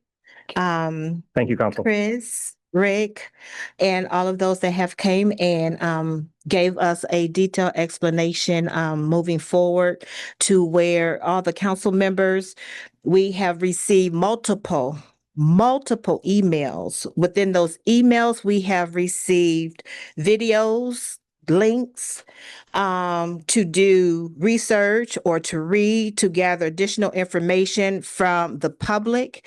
And as you see, we have a full room here today. And hopefully I can acknowledge this for all of the council members. When I say we all have received them, they did not fall on deaf ears. I would like for the public to understand too, where with all the information that is forthcoming and that we have had to obtain, and few of the council members, we took tours to 2 data centers to get that experience, to ask questions. And I get it. That's that city. That's that state. You're concerned about Michigan City, and so are we. And we're not negating the importance of the environment nor anyone's health. We hear and we have received comments in regards to we should vote no, we should vote no, we should vote no, that we put you in the seats that we're sitting in. And we have to also keep in mind that we have to factor in all the information that our constituents, that the public is giving to us as council members. But we also have people in the public who is pro a data center.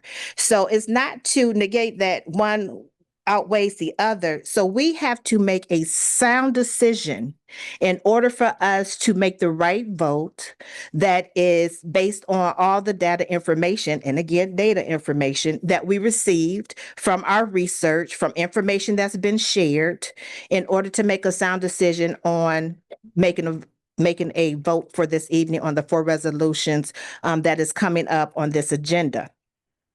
Now, I know that there was some questions in regards to how the agenda was presented. So for this evening, moving forward, if you have not read or understand how this process is going to go, I am going to read what I have really quick, which was, please sign in for public comments for a proposed data center project. Comments from the public. Note regarding public comment, proposed data center project. This evening, 4 resolutions related to the proposed data center project Maze will be presented to the council.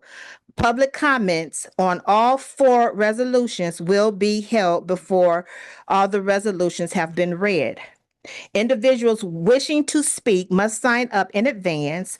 Each speaker will be limited to 3 minutes. 1 hour will be allotted for public comments. After this time, public comments will be closed. With that being said, I have obtained the sign-in sheet was from 6 to 6:30 p.m. That was outside before you enter into the council chambers.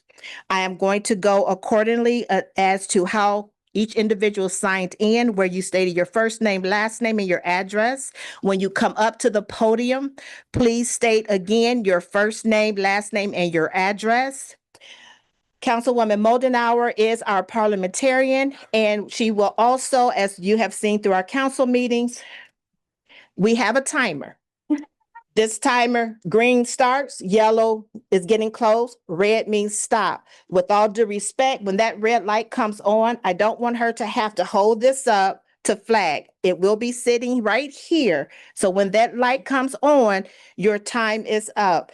If for whatever reason we are unable to get to you on the list within that allotted time, again, please address your comments and you can direct them to the clerk's office to be forwarded on to the council members for us to read those again as well. I ask that each of you to please respect each person that is coming up here with their comments. This is not, I repeat, this is not a Q&A. This is comments only. So what I am going to do is, so that 1 hour was for the data center. I am going to ask if anyone present have any public comments non-related to the data center project. If they would like to speak, it'll still be a limited time because we would like to get to the public comments also regarding this project to get those started up. So as of right now, are there any public comments? I am opening up public comments only, not referencing the data center, to come up to speak for your 3 minutes.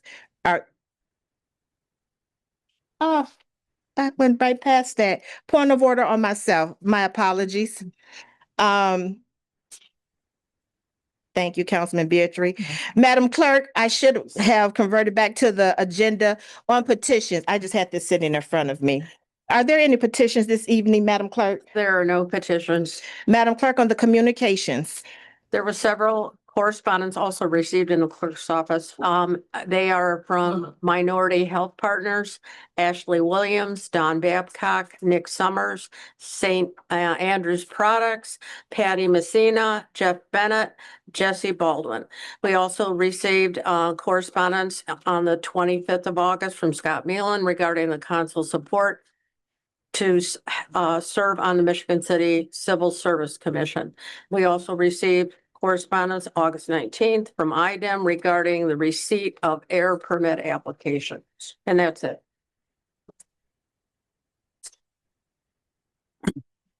Thank you, Madam Clerk. And now going back to comments from the public. Madam President. Did I skip something? No, you're fine. I was wanting to comment before you got into all of that, just to kind of explain, because we know we've talked about the finances and what the finances could possibly do for the city. I did want a chance to talk about that for a second.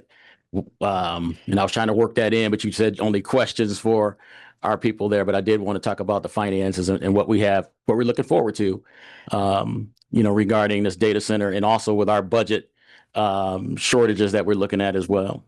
Okay, well, Councilman Dabney, with all due respect, I did ask council, was there any more questions or comments? No, any more questions? I was waiting to comment. Okay, but we will have comments coming back through.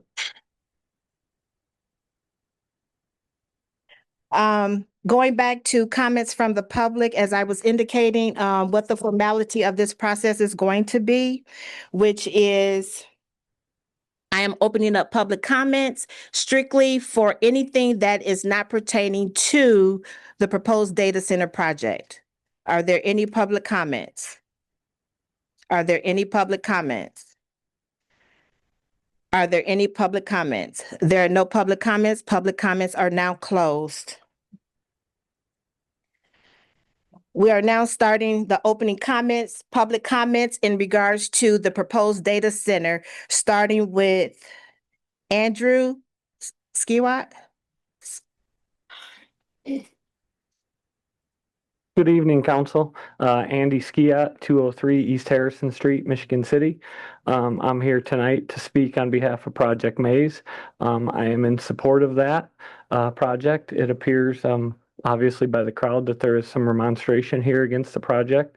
In your efforts for the city to move us all forward in a positive direction, I would ask you to consider all the people that are not here, that are home, that are waiting for Michigan City to bloom, that are waiting for Michigan City to grow, that are waiting for Michigan City to prosper financially. And they're counting on the council as the fiscal body of the city to make those strong decisions to move the city forward in that positive direction.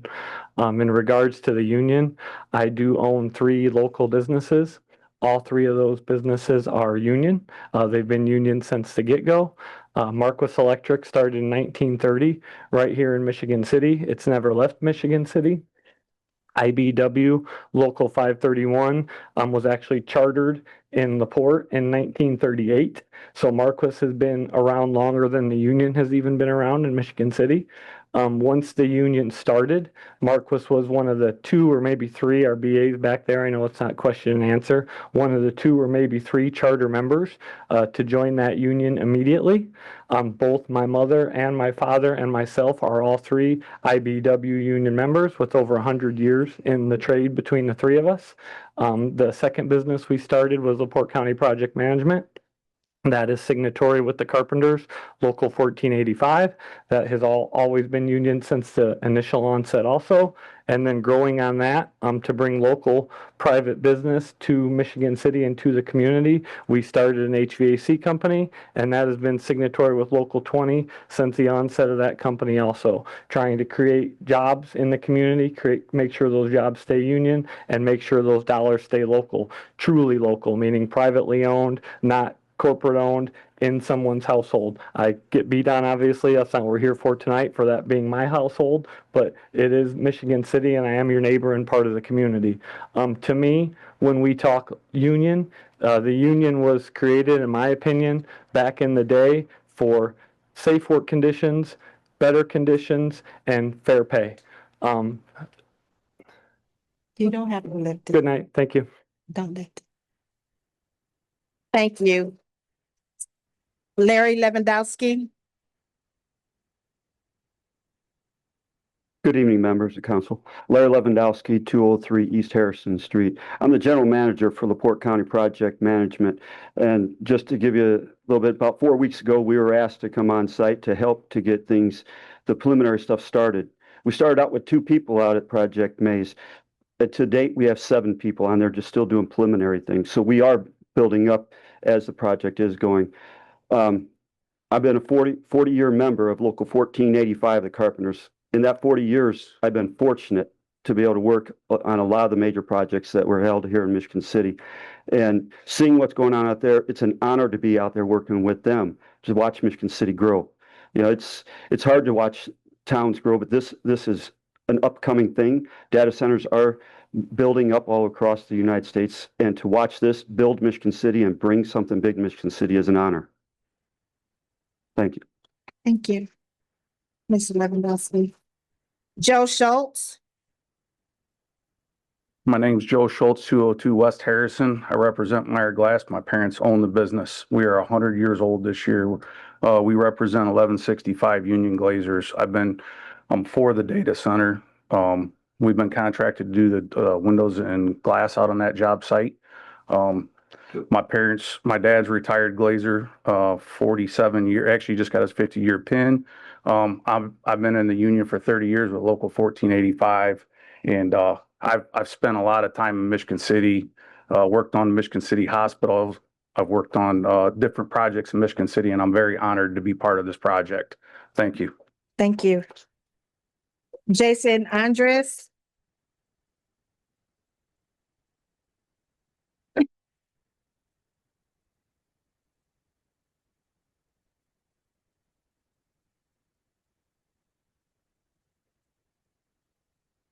Good evening. I'm Jason Andrews with Effie Moran Fire Protection, our fire sprinkler division.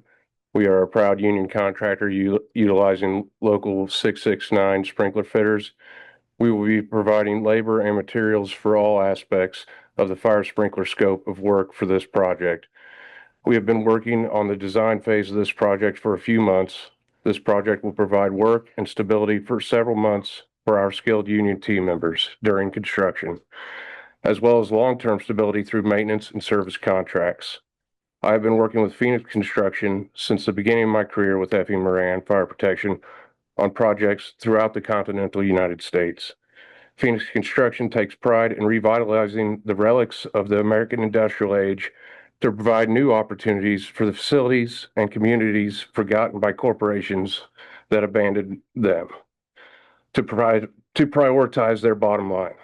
This project, executed by Phoenix Construction, will be a great benefit to my workers and the community of Michigan City by putting them at the forefront of the technology that will shape our future.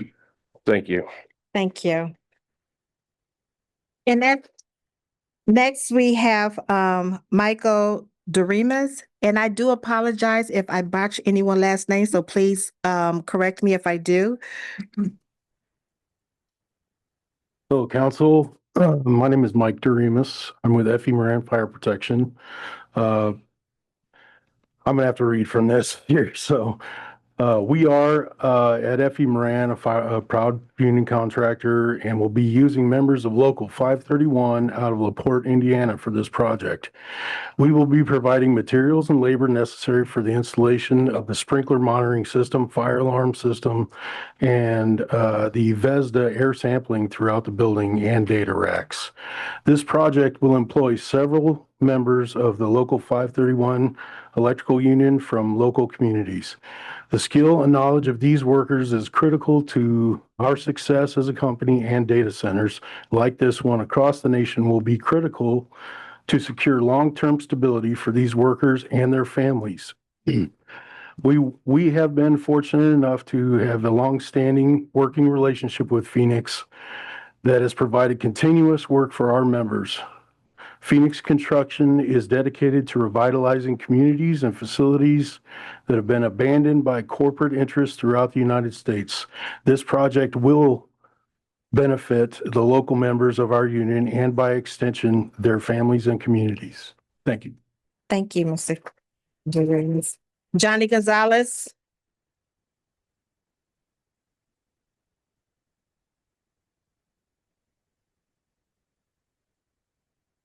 Good evening, council. Good evening. My name is Johnny Gonzalez. I'm with Effie Moran. I am a proud member of Sprinkler Fitter Union Local 669. I will be the foreman overseeing the installation of the fire sprinkler system throughout the facility. I am excited to work on this project because data centers will be the major driving force of stability for union sprinkler fitters over the course of the next several years. It is also exciting to be involved in a project on cutting-edge technology that will shape our future. Though probably the most important aspect of this project to me is the stability it will provide for myself and my family. I am grateful that Phoenix Construction has chosen to work with Effie Moran Fire Protection on this project. I have been working with Phoenix Construction for several years now, and I know they truly appreciate the knowledge and the skill of the union members and companies they choose to work with. I believe this project is a great opportunity for all involved, as well as the community of Michigan City. Thank you. Thank you, Mr. Gonzalez. Deborah Shore. Madam President, if I may. Yeah, when folks come up and speak into the microphone, yeah, if they could bring it close to their mouth, because the folks back there behind the glass, they can hardly hear what's going on up here. So they did request if we could speak louder into the microphone. Okay. Thank you. Good evening, I'm Deborah Shore. My spouse and I have owned a home at 72 Tryon Farm Lane for 18 years. For nearly 15 years, I was an elected official in Cook County, Illinois, on the board of the large wastewater and stormwater utility. Then I was appointed regional administrator for the U.S. Environmental Protection Agency, based in Chicago, until January of this year. We and our neighbors have concerns about the proposed data center project involving noise, light pollution, near and long-term effects on people and wildlife, traffic, and utility costs. Right now, you have considerable leverage to ensure that measures to mitigate and improve the data center can be made. I implore you to do so. Regarding noise, we cannot tell precisely what the testing regimen for the 66 emergency generators will be in phase 1. Also, experts have noted that sound walls are more effective than berms and plantings in preventing sound migration past the fence line. Your sound studies must include nearby natural areas. Neighbors of the data center want to know what will be done if there are any exceedances and how quickly the city will address them. Lighting on the site should not disturb either people or wildlife in nearby residential and natural areas. If upgrades are needed to provide power or water to the site, the costs must be borne by the project with guarantees in writing that the Michigan City community won't face utility bill increases as a result.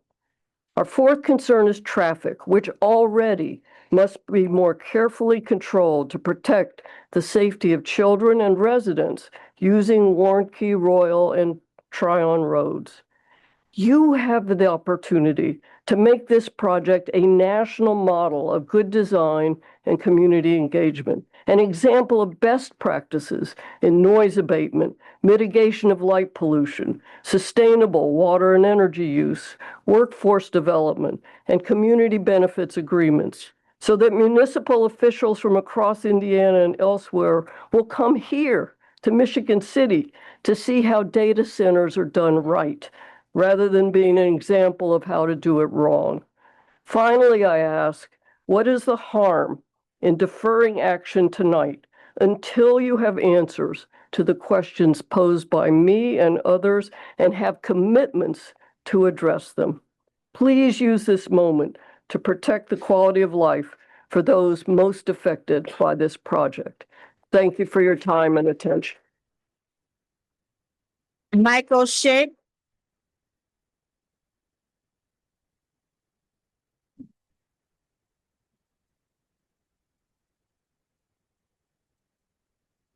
Good evening, Council. My name is Michael. I represent 4411 Inn and Suites, as well as a couple other little businesses and projects.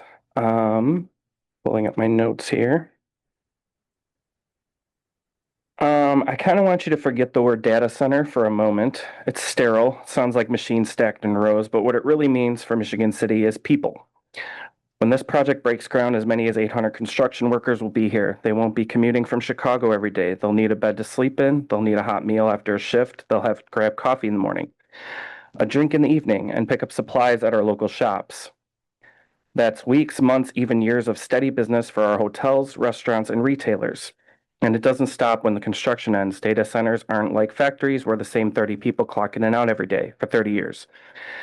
They operate with rotating teams, IT specialists, engineers, security staff, consultants. They fly in, stay for a week, 2 weeks, sometimes a month. Every one of them books a room. Every one of them goes out to eat. Every one of them shops while they're here. Think about what that means. Instead of an empty hotel rooms in the off season, which I really suffer from, Instead of restaurants fighting to fill seats on a Tuesday night, you've got out-of-town crews looking for dinner. Instead of shops wondering how to get people through the doors, you've got hundreds of workers circulating cash into the local economy. This isn't abstract. This is immediate, measurable, and local. A project of this size creates a ripple effect that touches every corner of our business and community. Hotels fill their rooms, restaurants turn their tables, shops ring in registers. The data center itself may only employ a few dozen permanent staff, but the truth is those 30 people don't tell the whole story. The story of hundreds of workers, thousands of visits, millions of dollars, all flowing into Michigan City. And here's the most important part. Once a city becomes known as a place where tech invests, it doesn't stop at one project. This is a signal that Michigan City isn't just a beach town. It isn't just a stop on the South Shoreline. It's a place where a future gets built. And when that future gets built here, the hotels thrive, the restaurants thrive, the shops thrive. That's the pitch. Not servers and racks of computers, but people, guests, diners, customers, and people who keep our local economy alive. And let's not leave that opportunity on the table. Thank you. Mark Yagelski.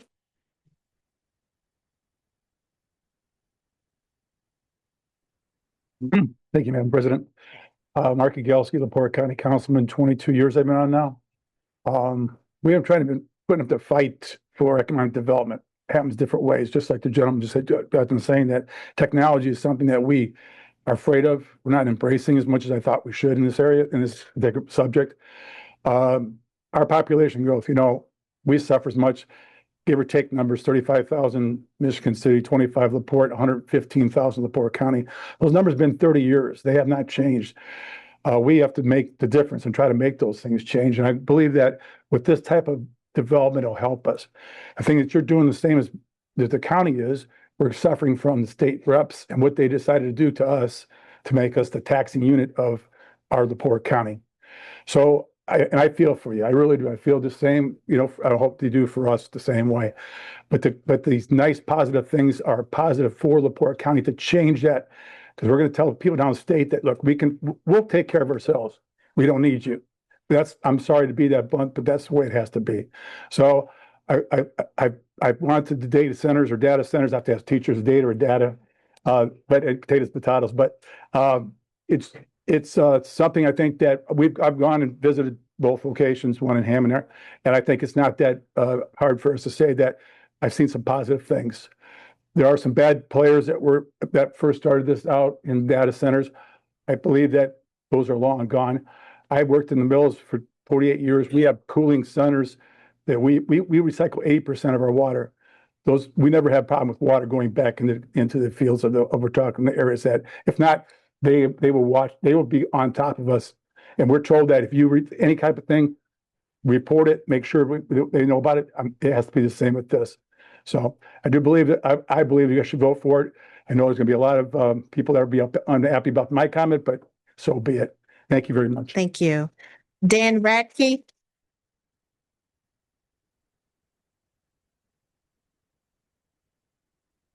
Dan? Is there a Dan Radke? I'm gonna pass. Oh, okay. Thank you, sir. Amy Lisinski?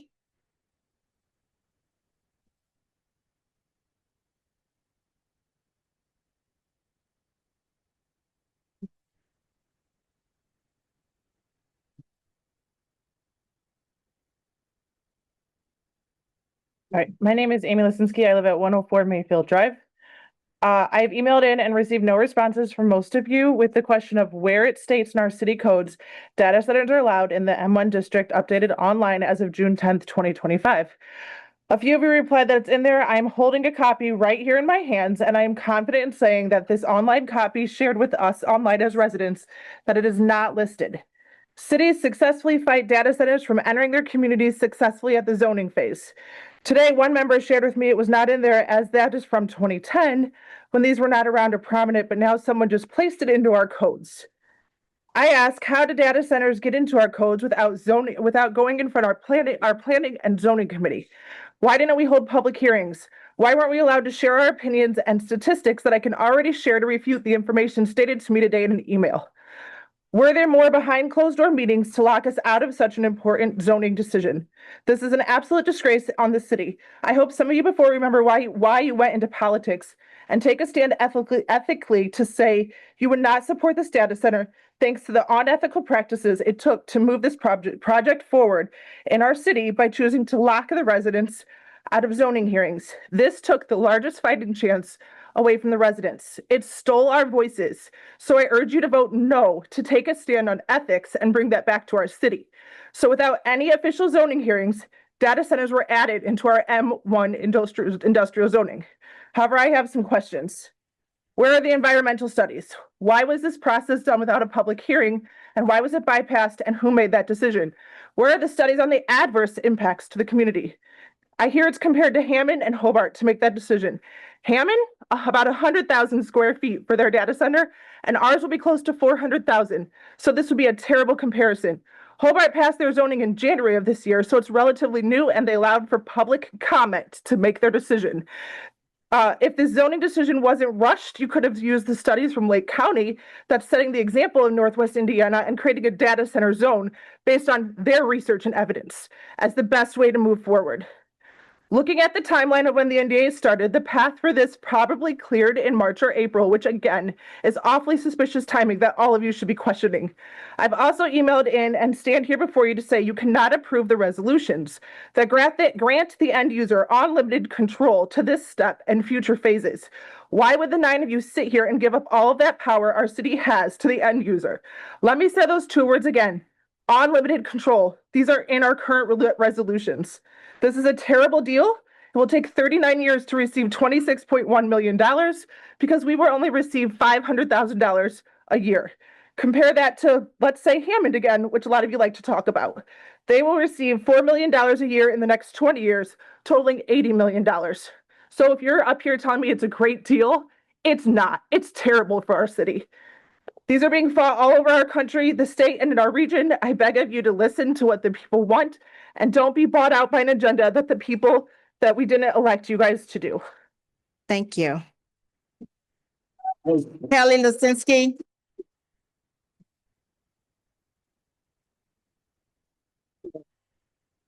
My name is Kelly Lisinski, 104 Mayfield Drive. I'd like to start by saying during their presentation, we hear a lot of I believe, I'd imagine, not finalized, if-then statements, at this time statements. Those are not facts. They need to give you proof that they are going to hold their end of the deal. And if you look at their past deals, that hasn't happened. Per city codes, M1 says it cannot adversely impact neighboring districts. M2 may have some impact on us. This is an M1. The evidence is out there, and residents that live nearby these hyperscale data centers are sharing their stories. You can find them if you care to look. Please don't compare this project to Hammond. As was previously stated, theirs is significantly smaller than ours. And phase 2, we don't even know what will end up being. Hyperscale data centers are sneaking into M1 because data centers have been around, but not to this size and scale of the new centers that are going in now. Adverse impacts to the whole city will be our NIPSCO bills that will impact all of us. They can say all they want, that it won't go up, but it already has. To residents nearby, the facility, according to articles printed in Harvard Medical, they've shown that noise pollution not only drives hearing loss, tinnitus, and hypersensitivity to sound, but can cause or exacerbate cardiovascular disease, type 2 diabetes, sleep disturbances, stress, mental health and cognitive problems, including memory impairment and attention deficits, children learning delays, and low birth rate. Scientists are also investigating links to dementia. Noise pollution is a common problem that residents living near these centers are sharing. The question to the council is, are you going to listen to the people living near them or the corporations that want to get their way? 66 backup diesel generators will be tested and utilized at some point. What effects will these have on the people living around it and with asthma? Lastly, this board cannot be naive enough to believe that getting information from just the companies pursuing this and other data centers is actually independent and not self-serving to the corporations. That is not actually fact-finding and independent. There are many reasons that Porter County has now fought off 4 of these data centers. Maybe we should speak to their experts. All of the negative impacts will affect all of us in this city and this room, not just Ward 6. We just get the most immediate impact. Call me crazy. I thought you were supposed to have the best interests of all of us in mind. These are just immediate studies. No one truly knows how much worse the evidence will keep piling up. Are you willing to risk the health of all of us? Ward 6 feels like it's just being sold out. I again repeat, this affects all of us. If someone in Ward 6 has any of these adverse impacts to their life, well, who's going to be liable for that? Who here is going to be held accountable when the adverse impacts some of you have promised us will not happen, actually do happen, because they are across the country? Thank you, Ms. Lisinski. Ashley Williams.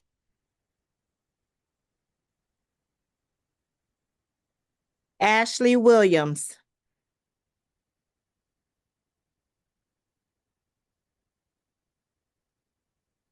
Hi, Ashley Williams, 401 First Street.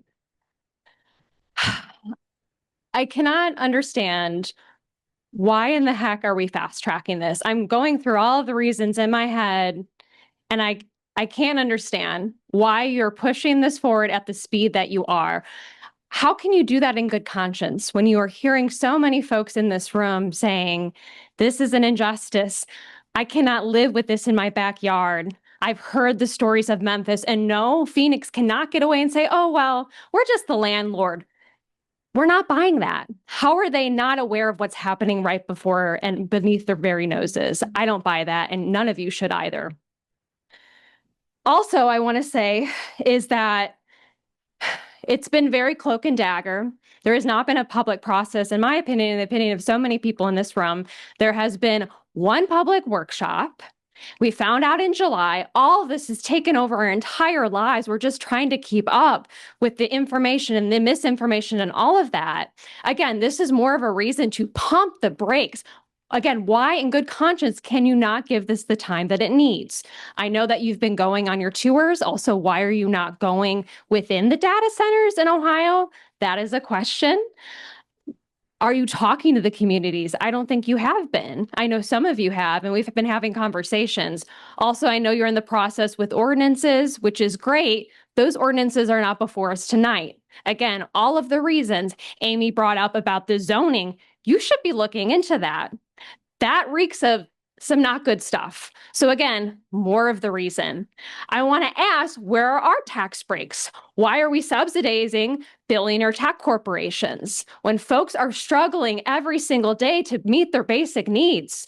As we know, half of LaPorte County's households are struggling to meet their basic needs. We talk to neighbors after neighbors in Tall Timbers and the neighboring area. They are struggling. They're out there, and the kids, they are playing out in the dirt and in the air, and they do not know what is coming. You can say they're backup generators, but we know that that will be exploited, that emergency becomes, just as easy to make up at any certain day. So lots of questions here. I understand that you are facing a $3.8 million shortfall, but I want to ask you too, why are we not harnessing the brilliance of all of these amazing folks within this room tonight? I think all of us could come up with much better ideas than a data center, right? Is this the best that we can do? I know you have the Vibrant Michigan City Initiative, Clarence. That's exactly what we're trying to do, right? Harnessing the dreams and the hopes and the imaginations. Why are we not applying this here? That is not in line with what a data center is and what could be. I also want to say and push back on NIPSCO Genco. They cannot tell us that this will not raise our rates. Genco is still pending before the Indiana Utility Regulatory Commission. This is a fallacy to say that they will not therefore raise our rates. We know that NIPSCO also has to double their energy supply. Ms. Williams, I appreciate it, but your 3 minutes has passed. Okay, I just want to end. This is a bad deal. You need to give this more time and the time that it needs. Thank you. Eileen Mark. Eileen Mark, 219 Ann Street. I thank Councilor Moldenauer for pointing out this low frequency hum that is prevalent in places like Memphis, where we know Phoenix Investors is the landlord of Elon Musk, where these turbines are blowing all night long in an already very polluted area. That sounds familiar. And he said, quote unquote, I can't control what my tenant does. Well, you tell me, and I know I'm jumping here to the turbines because these are very upsetting to me. You tell me how he's going to control an end user he's gone. They brokered the deal. The deal's over. They're out. How are they controlling the end user? This is a sales pitch. You are hearing one side from the salesman over here, the salesman with a very nefarious track record. President Tillman, I asked for you to show More Perfect Union's wasteland tonight so that people can see with their eyes what is going on in Memphis, what Phoenix Investors has done in Memphis with their end user, tenant, Elon Musk. I didn't get even a response from you, President Tillman. Why isn't this video being shown tonight to the people? Well, I'll tell you why. Because unions want jobs and people are struggling, as Ashley said. But I'm going to circle back to Councilors Moldenauer's concern about the low frequency sound. Okay, I'm a former educator, and it is just abhorrent to me that there's a middle school next to this and a Paladin for special needs children not a half a mile from this. And he said, John Perret, I believe is his name, he said that he has no data on what this low frequency will do to these children and the residents, by the way. There are hundreds of residents right there. And we have no data on what this low frequency hum is going to do to the people and to the animals and the wildlife in this area. He could not answer if union labor would be prioritized either. He didn't say that. So can we trust this person? We see what's going on in Memphis. I've seen it with my own eyes. If you haven't seen it, please watch Wasteland More Perfect Union. You're going to see people are getting sick in Memphis. It is horrific. They are blowing these generators all night long. What could be there? Green manufacturing, workforce development, corporate headquarters, etc. Anything. We don't have the answers. We don't have the answers. You cannot possibly say yes to this tonight. He stood up here and could not answer these extremely important questions. This end user is in the race for AI. According to research from Kairos, Google, yes, they are the end user, drastically underreports emissions. They report efficiency instead of absolute numbers. They also conceal major source of their emissions. Thank you, Ms. Marks. Please vote no. Robert Cordes.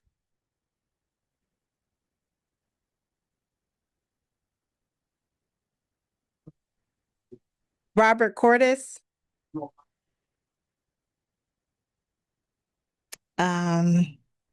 Corey Campbell.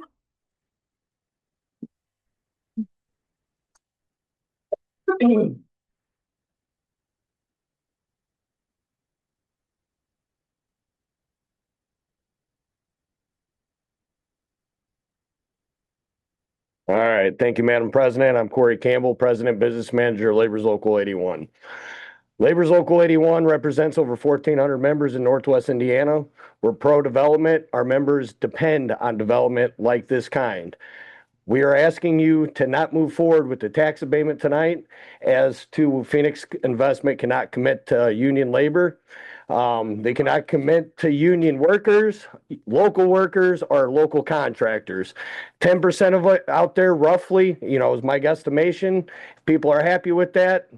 Good for them, but we are not satisfied with that. They cannot commit to union workforce, local contractors, and that's an issue.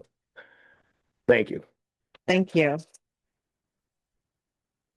Paul Keisel. Okay. John Watson.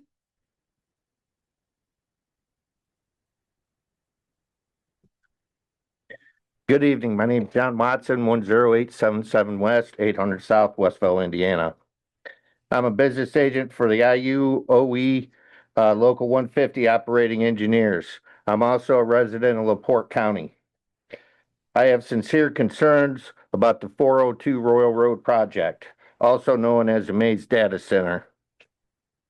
I want to make the council and the mayor aware that Mr. Dave Fagan, Financial Secretary from Local 150 Operating Engineers, and myself met with John Perot with Phoenix.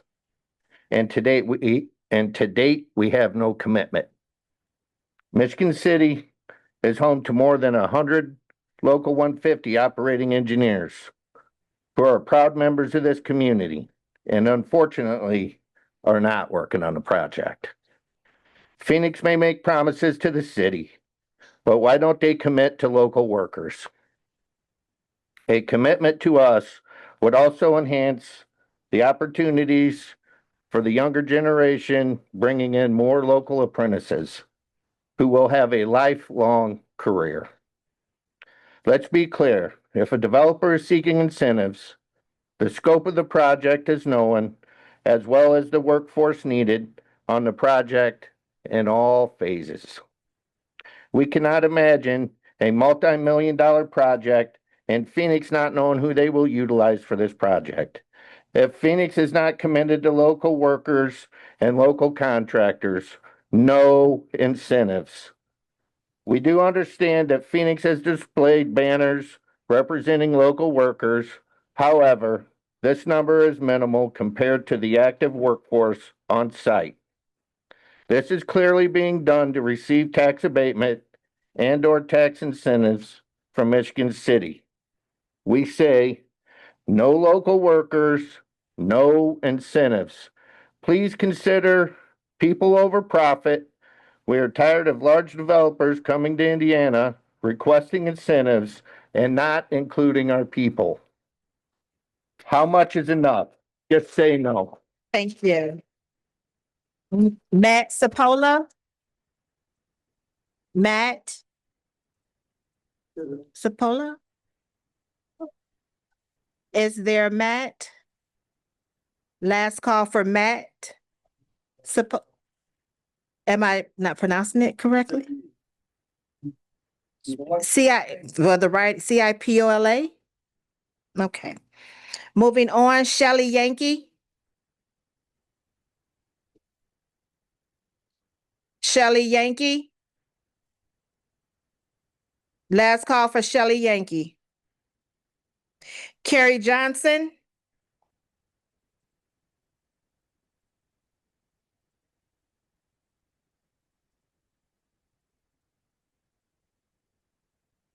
It's okay to talk here? Yes. Oh, thank you. Kerry Johnson, 1220 Highway 212. I'm against this going forward right now. I'm a proud local 81 member. At presently, none of my coworkers work there on Tryon Road. My backyard is the airport. The location that the data center is they neighbors is Krieger School and Naaman School, which my daughter go to school there. Right now I have tendinitis because of loud noise. I don't want to have my daughter to have the same problem I got without further investigation about what the sound they're gonna make it for other kids to have. Plus they got a Neiman School down the street for a preschool. It's like a quarter mile down on Tryon Road. Same road. That's where the preschool's at, right down the road. That's their neighbors right there, truly. So I think more investigation needs to be said for that. But he did answer one question, the guy from data center. He said he will make a significant amount of money. So it's money over people with that. I'm happy. All right. It's okay to one. Thomas Jackman. Thomas Jackman. Last call for Thomas Jackman. Marilyn Armstrong. Oh, one moment. No. Marilyn Armstrong. Last call for Marilyn Armstrong. Ooh. Tommy Kovalik? Tommy Kovalik, okay. My apologies, Tom. This is Tommy Kolovic from 1316 Ohio Street. Welcome back, Jewel Harris. I really appreciate Councilwoman Mollenauer's comment about the Head Paladin Head Start preschool. Today happens to be my little niece, 4-year-old niece, Nairi Simmons, first day of at the Demon preschool in Paladin. I think she's a real special child. I wouldn't be surprised Naira grow up that she's going to take Mayor Angie's job, and Naira is going to be the next new mayor of Michigan City. I want to address some of the, what I feel misinformation or lies that's been said by people like corporate greedmonger #1 over there, and maybe Mayor Angie and Clarence Hulse and Don Babcock. 402 Road has not been vacant for 15 years. We phased out to Juarez, quit making windshield wipers in 2013. Federal Mogul was bought up by a corporation called Tenneco. They kept $20 million of Champion and Felpro inventory stored inside that building. The whole time they owned it, they had to pay their property taxes on it. So, it hasn't been a brownfield site. That's why, when you drove by there, there was always a semi-trailer parked in there. There were two guys, when Ronnie ran the warehouse. I'm just going to call for all you 4 councilmen, just drop your sponsorship of these ordinances and nobody else pick it up and just let it cease, terminate, and just end right now. When I worked there, we another thing we did, it wasn't light manufacturing we did there. We treated the rubber windshield wiper with deadly chlorine gas, very deadly. Chlorine was banned for manufacturing in European countries because during the Holocaust, chlorine was used to kill millions upon millions of people. I was a guy who ran the chlorinators out. I was a chlorinator operator. I worked over every square inch of that place. So 18 years. Just want to say, if you all pass this, you're just going to be letting me, you're going to let my fellow residents, you're going to let our students and children, teachers, and worst of all, you're going to be letting your city down. The last person I feel ought to be sponsoring this is Dr. Vidya Kora. I fear that the data center is going to experience a cyber attack, and they're going to have to pay off a terrorist ransom in order to get their computers back online. Or even worse, they're only going to stay in operation when you're on the county commission. You're granted the Corsicana Mattress Fund tax abatement. They came here, they realized they weren't going to have enough employees just to cover a full shift. They shut down after 3 months of operation. I don't think you can make a wise decision unless you got Shaw Friedman whispering in your ear. I want to, let's say, if you pass this, Mayor Angie needs to veto every one of them. Or she's going to take so much grief that she's going to have her head hung low, or her shoulders slumped down, or tears drops drawn on her face like the quintessential Michigan City little boo-hoo and girly girl that lost her sectional championship game last game as a senior. I just want to say,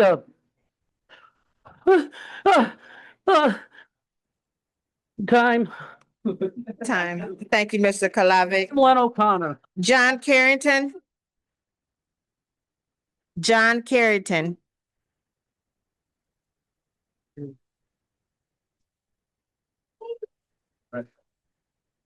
Hi, I'm John Carrington, 140 Esther Street. At least I've been drawing some lines and X's through my comments because everybody's been pretty much covering what I was going to say. But did anybody notice tonight that they didn't say 60 to 65 decibels this time? They said 60 decibels because 65 is 5 times louder than 60, not 5% louder. So my comment to that is if your residential dishwasher is running at 65 decibels, unplug it and call the repair person because your blender is in the washer or your vacuum cleaner. So I'm really glad to see more perfect union here tonight.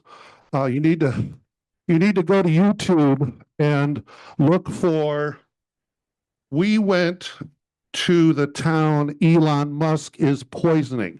We went to the town Elon Musk is poisoning on YouTube, and you'll hear all about this data center that I believe has the same developer. Let's see. Some of the assertions from the July 24th workshop were said again today that property values should go up, property taxes should go down. It could be worse. I don't think that's very affirming. And I guess just on a final note, when Tracy, when you became the president of the city council in January, you said you promised transparency and public accountability in the newspapers, and then this thing leaked and everybody kind of found out about it. Y'all were in damage control mode, and you still are. And these people are kind of teasing everybody, saying, "Oh, we know who the end user is, but we're not going to tell you." And it's just a real bummer to why everybody's in a big rush to pass this thing? And why can't we just wait a little bit? You know, at the end of the day, Phoenix is going to leave town. They'll still be the landlord, and a landlord is liable for what their tenants do, by the way. I've always heard about civil asset forfeiture and things like that. I believe landlords are a bit liable for what their tenants do. So I just want everybody to kind of let level heads prevail, and there's no reason to rush into this. I think we can, come up with something that at least where there's some enforcement and some accountability going on and transparency. And that's all I've got. Thanks. Thank you. Tia?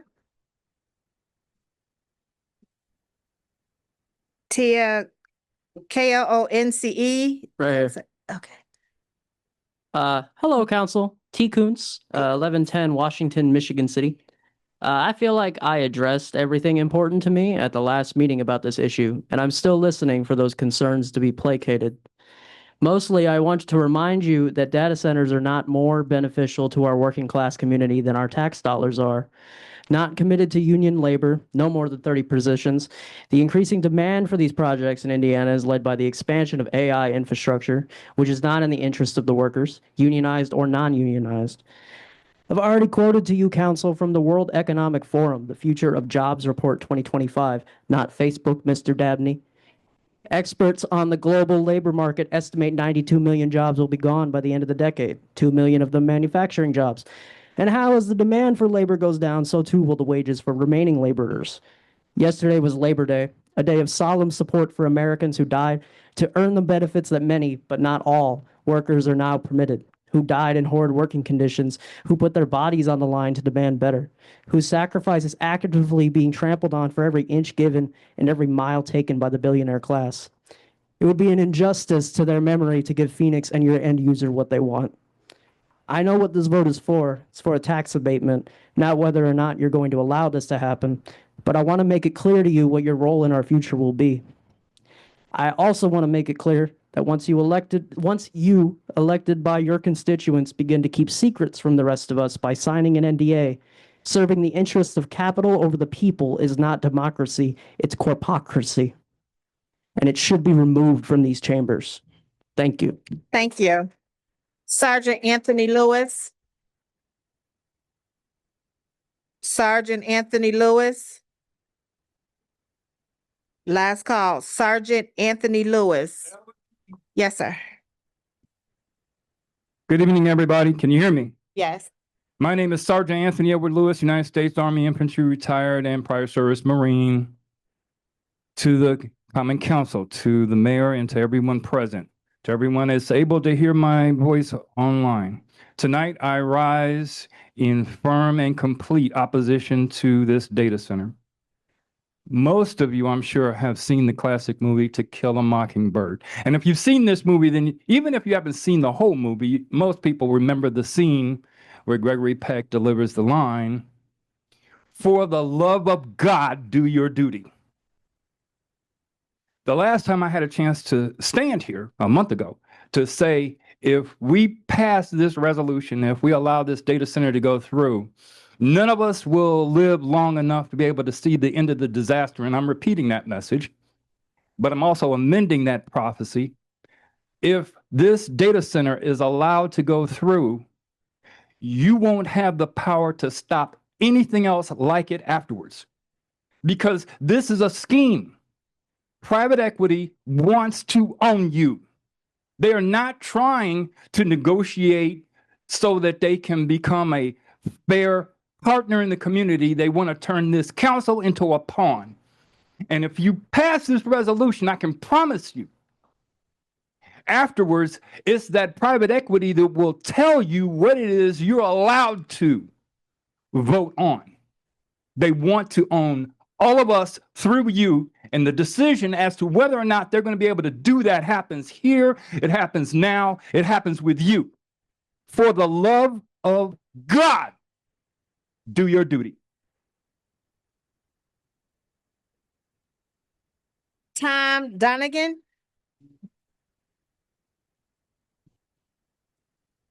Tom Donegan, Donegan, Donegan. Tom? Last call for a Tom. Marcella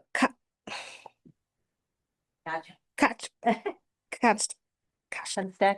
Yes. Good evening. Good evening. My name is Marcella Kunstad. I reside at 400 East in LaPorte, Indiana. I'm here as a LaPorte County taxpayer, and I'm here as a construction analyst for the Indiana, Illinois, and Iowa Foundation for Fair Contracting, representing local workers and local contractors. I'm here to discuss the data center project located at 402 Row Road and our concerns regarding this project.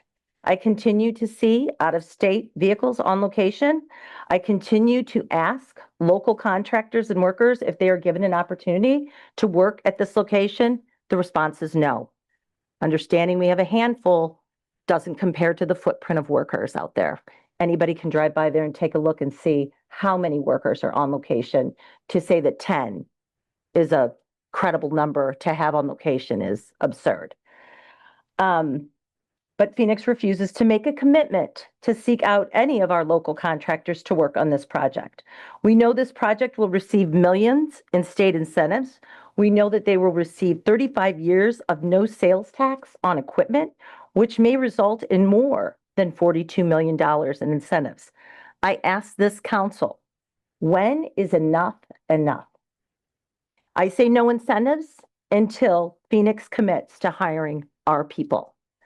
You know, the lack of local workers on site, they're not willing to commit to any local contractors or workers. They told city council no to a system that would bring comfort to homeowners, to monitor noise levels. Do we really believe this is a good neighbor?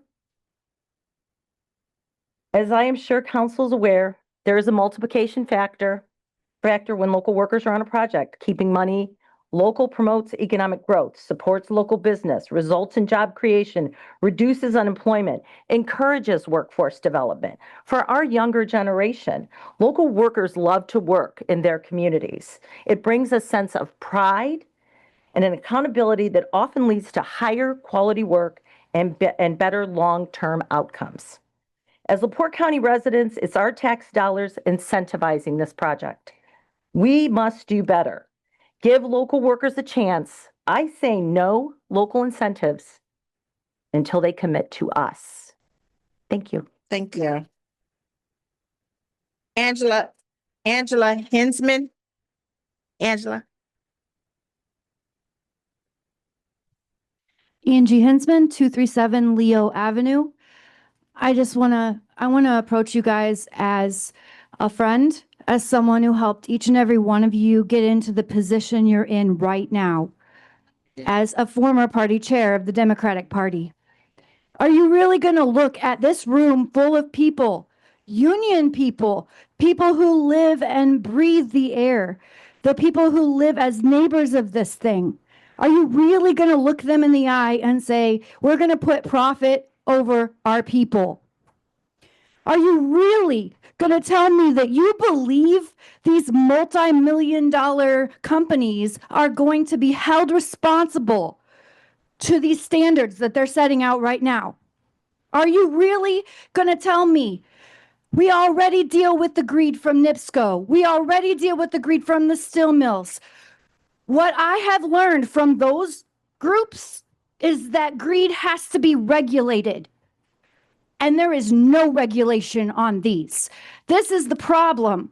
There's no accountability. They say EPA and IDEM. I have news for you. EPA does nothing to protect our best interests anymore. IDEM will do nothing more than EPA.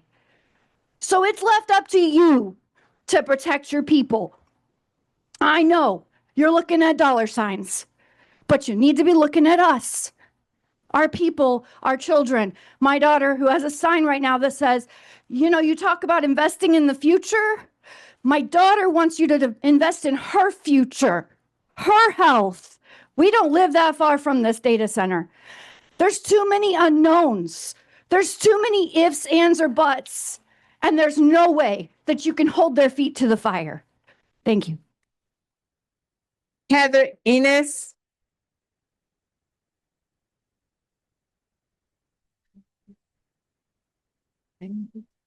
What about the shortcut? I'm gonna try the shortcut.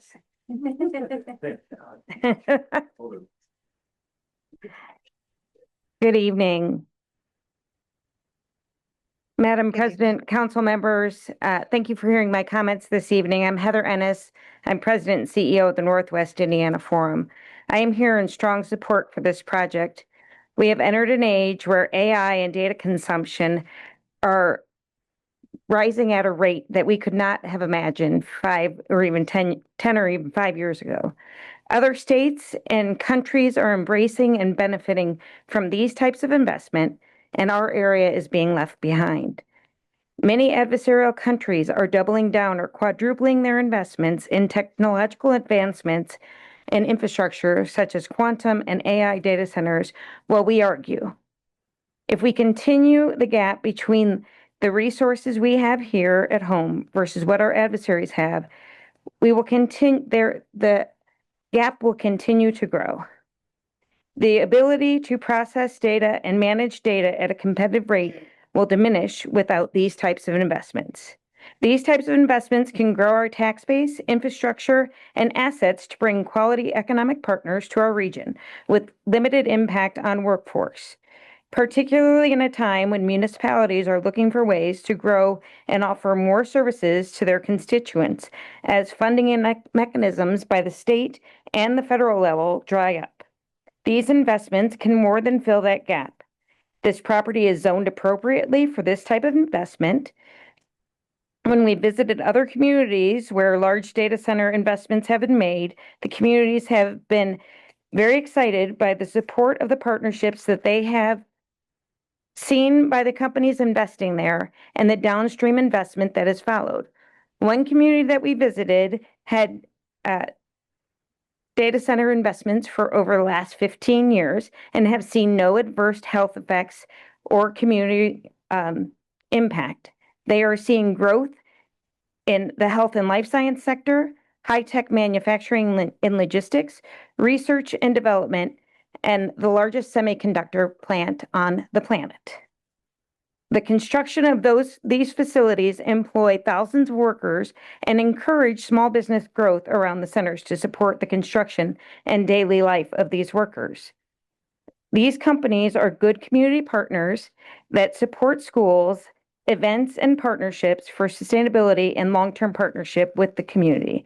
I would encourage you to vote positively for this project. And I know that that seems to be that many people are concerned about the incentives being offered to this company. Working in economic development on a daily basis, it is a very competitive market out there.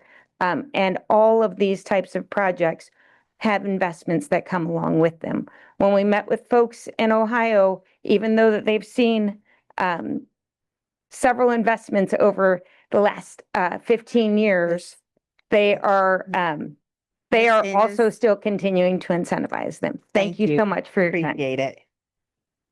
Sharon Burdette.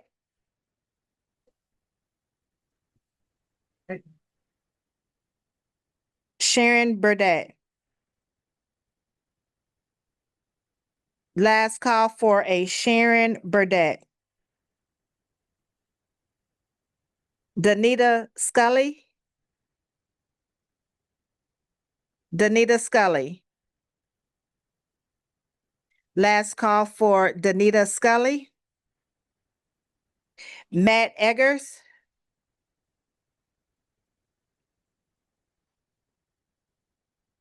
Can everybody hear me? Yes. Good evening. My name is Matt Eggers, and I'm a resident here in Michigan City, right off of Pine Street in the downtown. I'm also an entrepreneur, and I own 2 online data businesses that rely on data centers to function. And while it sounds a little hypocritical for me to stand up here and say this, it sounds a little hypocritical for me to stand up here and say this, but I would never want a data center in my own community, even though I use them to rely on my businesses. And so I've prepared 2 points for you to voice my concerns. The first is the data center strain infrastructure and utilities. Integrity Energy, a commercial electric company similar to NIPSCO, but based out of Ohio, reported last month that due to their extreme energy demands, Data centers put considerable strain on the power grid, especially during peak demand periods. They go on to say that new data centers can disrupt the supply and demand balance, leading to higher wholesale electricity rates and demand-related charges. We already know that NIPSCO is willing to increase prices on consumers. This past June, NIPSCO increased residential electric rates by 16.75%, and building a data center would only add fuel to the fire. They are highly energy intensive and would force Michigan City residents to compete over basic utilities. The U.S. Department of Energy reports data centers consume up to 50 times more energy than typical office buildings. And according to Congress.gov, this number is expected to triple by 2028. To put this into perspective, large data centers with buildings around the size of 100,000 square feet use up to 200 megawatts per year, which is enough energy to power 120,000 U.S. homes. The Federal Mogul building that Phoenix investors purchased is 400,000 square feet, meaning that if it's converted into a data center, it has the potential to consume enough electricity equal to almost 500,000 U.S. homes. Per the 2010 census, Michigan City only has 12,136 homes. So let that discrepancy sit in. Any claims from Phoenix investors or NIPSCO that energy consumption would be limited is a blatant lie, and Michigan City residents will be left bearing the cost. My second point, though, is that data centers only create minimal economic benefits. Any economic impact they supposedly create is just temporary, especially if they're granted a tax abatement. Construction jobs are temporary, and we should definitely use our own local workers. But Phoenix investors hasn't made any assurances that local workers would definitely receive those jobs. The Metropolitan Council's Local Planning Handbook, a resource commonly used as a guide by city planners, estimates that every 600 square foot of a commercial building should create at least one permanent job. Therefore, a 400,000 square foot building should approximately create 667 permanent jobs, not 30 as Phoenix Investors estimates the data center will create. Simply put, if they're a real estate broker, they should find a better client. Now, I understand that I'm just one person. And while my voice might not mean a lot, I did grow up here. I came back to the city after 10 years moving away because I saw the opportunity that Mr. Michigan City Eggers, has. I do I would apologize. love for you to vote no on this. Thank you, sir. Don Babcock.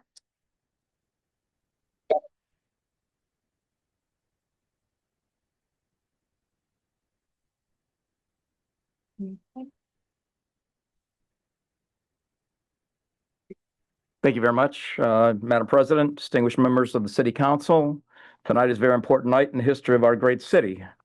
Tonight, you will decide whether to approve an incentive package for a potential $800 million. Mr. Babcock, could you please state name and Oh, I'm sorry, address? Don Babcock, 2424 Hideaway Point, Long Beach. Thank you. Tonight, you will decide whether to approve an incentive package for a potential $800 million or more investment in our city. You've all received a letter from me describing my rationale for voicing my support of this project. Unfortunately, there's a lot of misinformation that has been spread that has caused a significant amount of unwarranted concerns. A few points I would like to emphasize as to why you should vote in favor of the incentive package. Number one, the city has been marketing this property as M1 for decades. The marketing has attracted a viable potential investor that has already invested a lot of money improving an old industrial building in hopes of attracting an even greater investment. Three, for years, city leadership and business people in our community have been outspoken about the need for more industrial development and particularly high-paying, high-tech, clean industry. This project is exactly the type of business we have been trying to attract. It promises to pay 30 or 40 times more than existing taxes on the property. And now they are at our doorstep. Some people from within and outside our community are pushing back. One of the primary functions of the City Council is to oversee the finances of the city to create a bigger, stronger tax base in order to hire and pay our policemen, our firefighters, our parks department, our street department, and all the other departments that are providing the high quality of life we all crave for. Cities that aren't growing are dying. We've watched this in our city for years as investment went elsewhere and our downtown declined and our schools suffered. In the last couple of years, a new concern has come to the forefront. NIPSCO has announced that they're closing the Michigan City Gen Station. The question I have for the city and our community members is, what is the plan to replenish that tax base? What other taxpayers going to step up and cover hundreds of millions of dollars in lost tax base? I ask you to think hard. Who might that be? Who could we go after? And will it be high tech, clean industry, or commercial business? You know, as I stated earlier, this property is zoned M1. Some industries that qualify for M1 are chemical manufacturing and storage, concrete and gravel crushing, waste processing and storage, recycling facilities, freight intermodal terminals. Is that really what we want? Considering the scale of the economic investment, infrastructure commitments, and long-term community benefits, Project Maze is the right project for Michigan City, LaPorte County, and our region. And Project Maze represents progress, innovation, and long-term stability for our city. I encourage you to vote in favor of the resolution. Thank you. I am calling up our last comment for the evening. Due to that, we are at our close at our 9:15. That is going to be Rex Malone.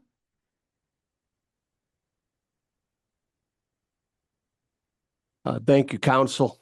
It's Ray Maloney. I live at 206 Moore Road in Michigan City. And I'm grateful to have this opportunity. I'm just brainstorming, wrote down a few points as I listened to all the speakers. I noticed a lot of passion, mainly on the opposition side, and I feel that.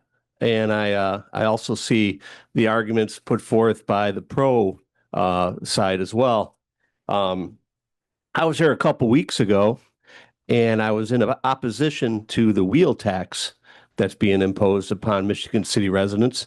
And I made a comment that I wish we could use that tax abatement or reject the tax abatement and help it pay the wheel tax, because I don't like to see taxes go up.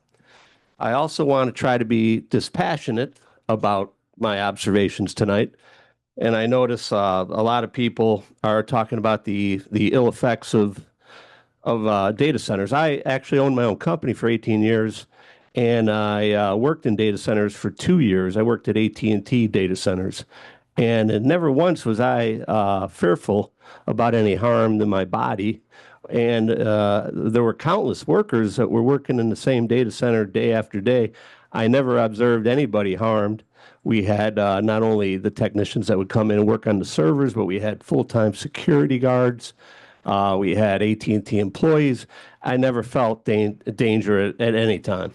I feel like this argument against the project is involving the harm the data center will cause, as well as lack of union jobs.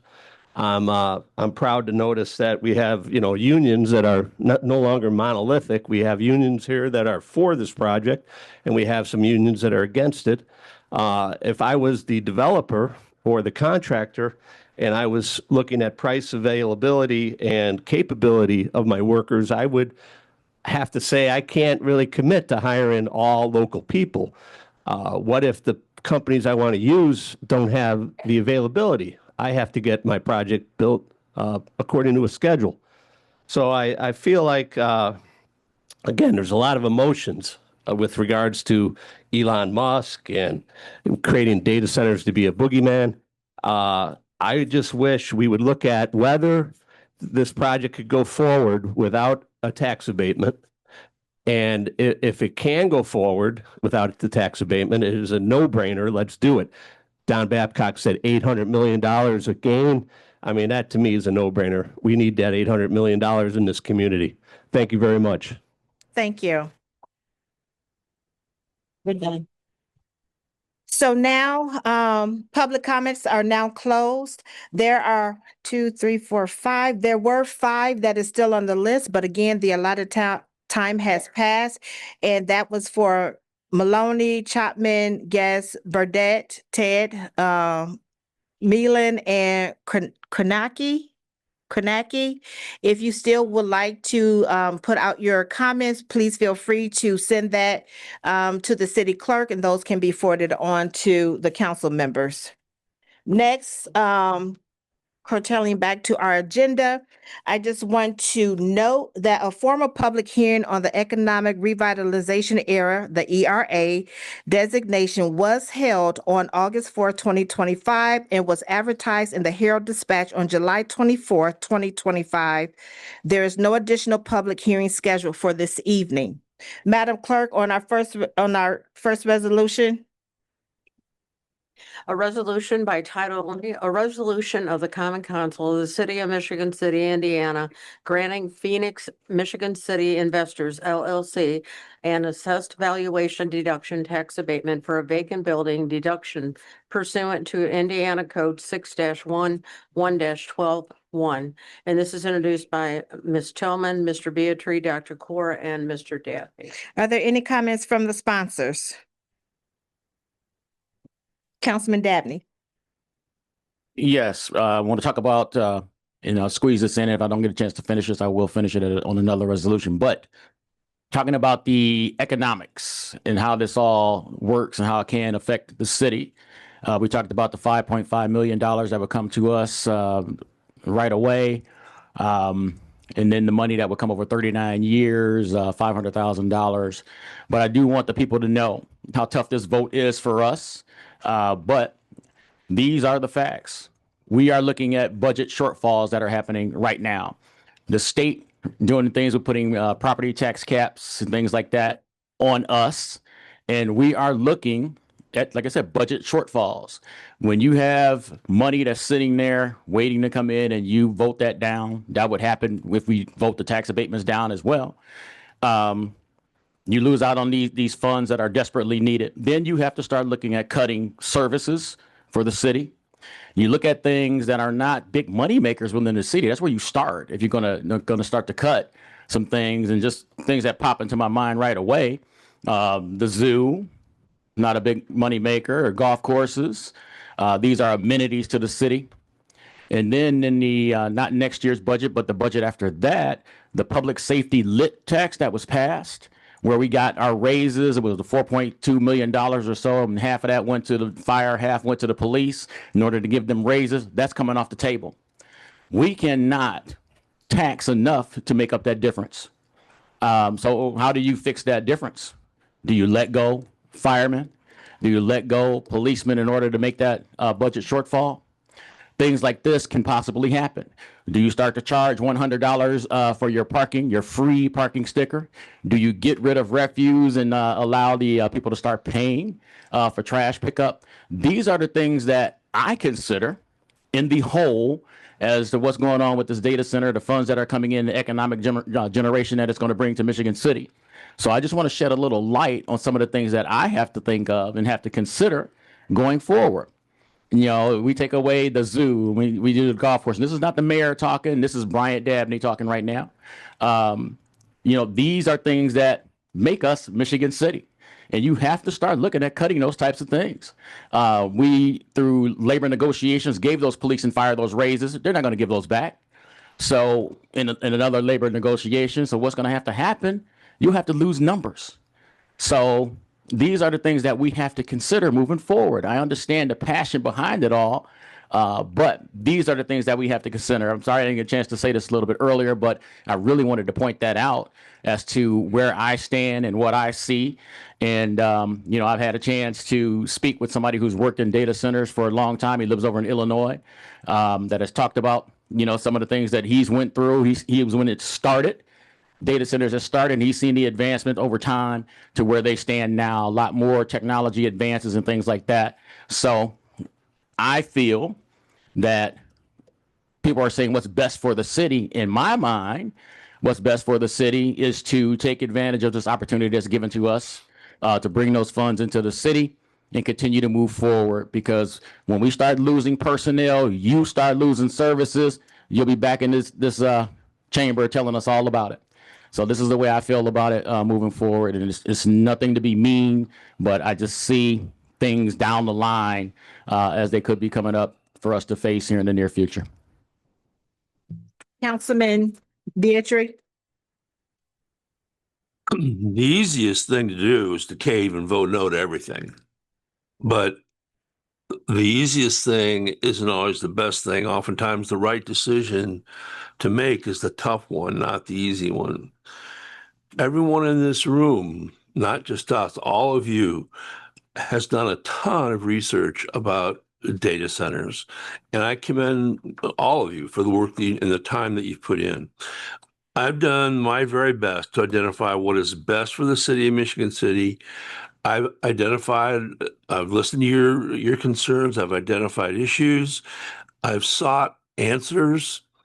And I'm reminded, as I say that, I'm reminded of the comment that was made by the seventh person from the community, a lady from Tryon Farms, who said, "You have a wonderful opportunity here to lead the nation in a partnership that considers not only the people in the community, but the ecocentric areas as well." And I truly believe that we are doing this right now, and that we have a dynamic end user partner, and we can do all these things. Supporting the data center, to me, is the right decision for all of us in Michigan City. Dr. Cora? Thank you, Madam President. I just wanted to say that this is a difficult vote. I see the passion on both sides. And that's the reason why I took 2 days off last week and I went to Ohio, spent time besides the bus trip talking to people and also talking to healthcare providers in the area. To see if there were any adverse health effects, and they did not see any. And they live in that community close to the data centers, and they have no concerns about that. Not only that, I saw a significant economic boom to that community. If there's one thing I'm concerned about is about employing our local workers, our union workers, and that's something I've been talking about ever since we have had these discussions, and I've been talking to Mr. Perret about it, and I hope if it passes and if you go to the next phase of development, I hope you'll take this seriously because these are our friends, these are our neighbors, these are the workers who live in our area, and we want to make sure that we support them. Thank you very much. Thank you. I will now open this up for public comment on this resolution. Public comment on this resolution. Public comments on this resolution. Public comments are now closed. Comments from the council. Councilman Nelson. I want to make a motion to table all 4 of them, if I could, or do I got to do them one at a time? They will have to be one at a time. Okay. Well, I'm gonna make a motion to table this one for a month. There's a motion on the table to table this for 1 month. Is there a second? Second. I second. We have a second by Councilman Przybylinski. Madam Clerk, on the vote, please. Ms. Lee? Aye. Ms. Mullenhour? Aye. Mr. Nelson? Aye. Mr. Przybylinski? Aye. Ms. Tillman? Nay. Mr. Beatrice? Nay. Mr. Coulter? Nay. Mr. Dabney? Nay. And Dr. Cora? Nay. We have 4 in favor and 4 in favor and 5 opposed to table it. Okay. Could you repeat that, please, Madam Clerk? Your microphone's not on. Yeah, it is. Could you repeat that? It was 4 in favor and 5 opposed. Okay, this So, first, tabling it. okay, this resolution is now tabled for 1 month. No, oh, I'm sorry. Gonna do the- Oh, okay, that's what I thought, okay. This motion did not pass, so Madam Clerk, no, may I entertain a motion on this resolution? I have a comment. Can I still comment? Yes. Okay, thank you, Madam President. All right, so usually I'm on the picket lines with a lot of you throughout the region, right? This is a tough thing for me. I'm an environmentalist, I'm an educator, I'm a union member, I'm also part of the fiscal body for the city, right? I can identify with just about every single one of you in this room right now. I would never vote for something that I know to be harmful or potentially harmful to the children of our community or to our adults, to our community in general. I would not do that. I know this council has been researching and speaking with all of you and reading emails and watching videos dozens, if not hundreds of hours over these past couple months. I guarantee you, all of you have been heard. I've spoken directly to a lot of you. If I haven't already and you'd like to speak, I'm happy to. Your concerns have been heard, and we've been negotiating and we've been talking, and we're working on ordinances and resolutions to help with a lot of these issues. We don't want to see anyone step aside or be left behind. We don't want that. That's not our job. That's not why we're here. We're here for you, and we're here to protect you, and we're here to do what's best for the entire community. So a reminder that if this passes tonight, it's not the end of negotiations, right? Whatever's on the table right now, that's not it. We still have time to negotiate, to put in ordinances, to hear more. There is still time. This isn't the end of everything tonight. So I want everybody to keep that in mind. Thank you. Thank you, Councilwoman Lee. Madam President. Councilman Prisbalinski. Yeah, I didn't have a chance to discuss my position yet, so I just want to say that through this whole process, I have visited 2 data centers. Well, the one in Hammond, went to that one. And then we went to New Albany, Ohio last week, Thursday. Very impressive. We rode around and we saw a campus, I'm going to call it a campus of data centers, and the proximity of the land is 10,000 acres with buildings on them, with data centers on them, with distribution centers on them. We rode around, we got out, we listened for noise to see if we could hear any noise. Couldn't hear any noise. Didn't see any pollution, didn't see any generators or hear any generators running on the tour. And as the assistant mayor, I believe it is, of New Albany, Ohio, he spoke to us and the town manager spoke to us, and he was saying how beneficial these companies that are there. You have Amazon, you have Google, Amazon was there. Abercrombie and Fitch, I believe that's how you say it. Yeah, properly. Anyway, and that, to me, that was very, very impressive. And that city of 15,000 people embraces these companies, and the companies embrace the community. And they provide STEM education for the high schools. They donate to public works projects, sewers, streets, parks, whatever you have. It's economic development. So in that respect, I think that the data centers are good. You know, and I have opposing viewpoints and pro viewpoints. Of course, I'm sure like everybody, but I'm trying to weigh the good against the not so good. Health effects. I talked to the doctor today because he was going to research health effects on data centers. And he gave me his opinion that he saw no health issues with having data centers in your community. Don't know about every last health issue somebody could come up with. Yeah, we didn't have that. But overall, property values, what I've read and the research I've done, it shows that property values generally go up when you have this. You also draw in other high-tech businesses into the community because they want to be around these type of facilities. So I think overall, it'll be beneficial to Michigan City.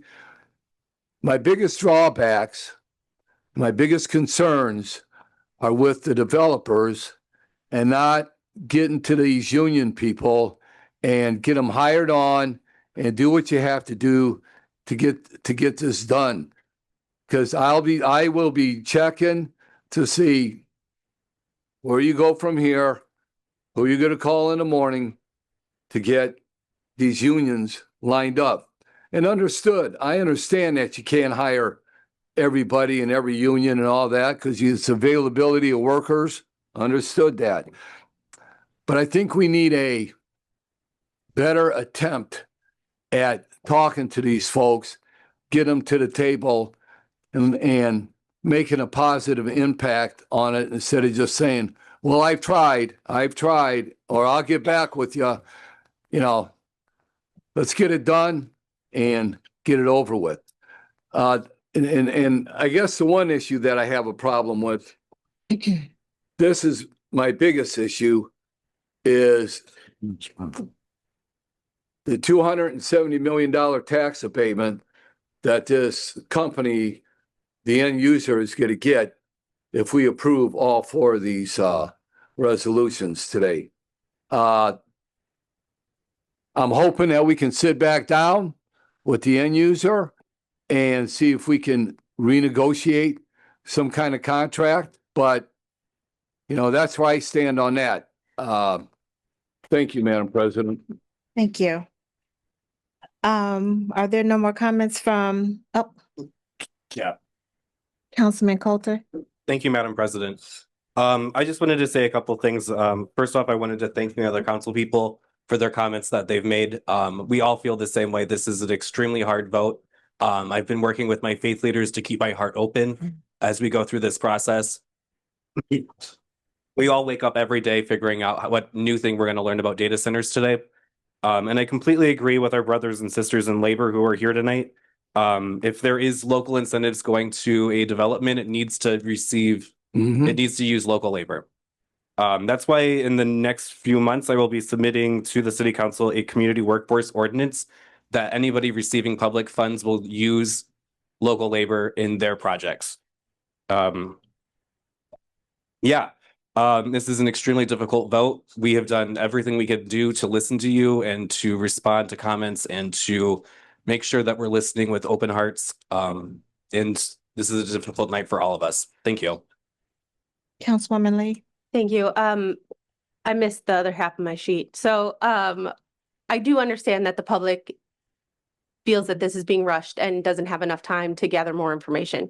So personally, I wholeheartedly believe that this project is going to be a positive thing for Michigan City. I really do. We still have some things we can negotiate. We still have some things we can work on, but I really feel that this is going to be a positive thing for Michigan City. However, I would support a 2-week tabling for this ordinance in order to give more time for the public to gather more information. Thank you. The motion. Second. There was already a motion to have this tabled. It was it did not pass. Okay. So is that she's not making a motion. Motion until everybody can make comments. You can interject a motion at any point. There's a motion by Councilwoman Lee to table this for 2 weeks and a second by Councilman Don Prisbalinski. Madam Clerk, on the vote, please. Ms. Moldenauer, Aye. Mr. Nelson, Aye. Mr. Prespolinski, Aye. Ms. Tillman, Nay. Mr. Beatrice, Nay. Mr. Coulter, Nay. Mr. Dabney, Nay. Dr. Cora, Nay. and Ms. Lee. Aye. We have 4 in favor and 5 opposed. This motion to table did not pass. If there are no further comments, I would like to entertain a motion on this resolution. Motion to approve. Support. I have a motion by Councilman Dabney and a second by Councilman Beatrice. Madam Clerk, on the vote, please. Mr. Nelson, Firmly no.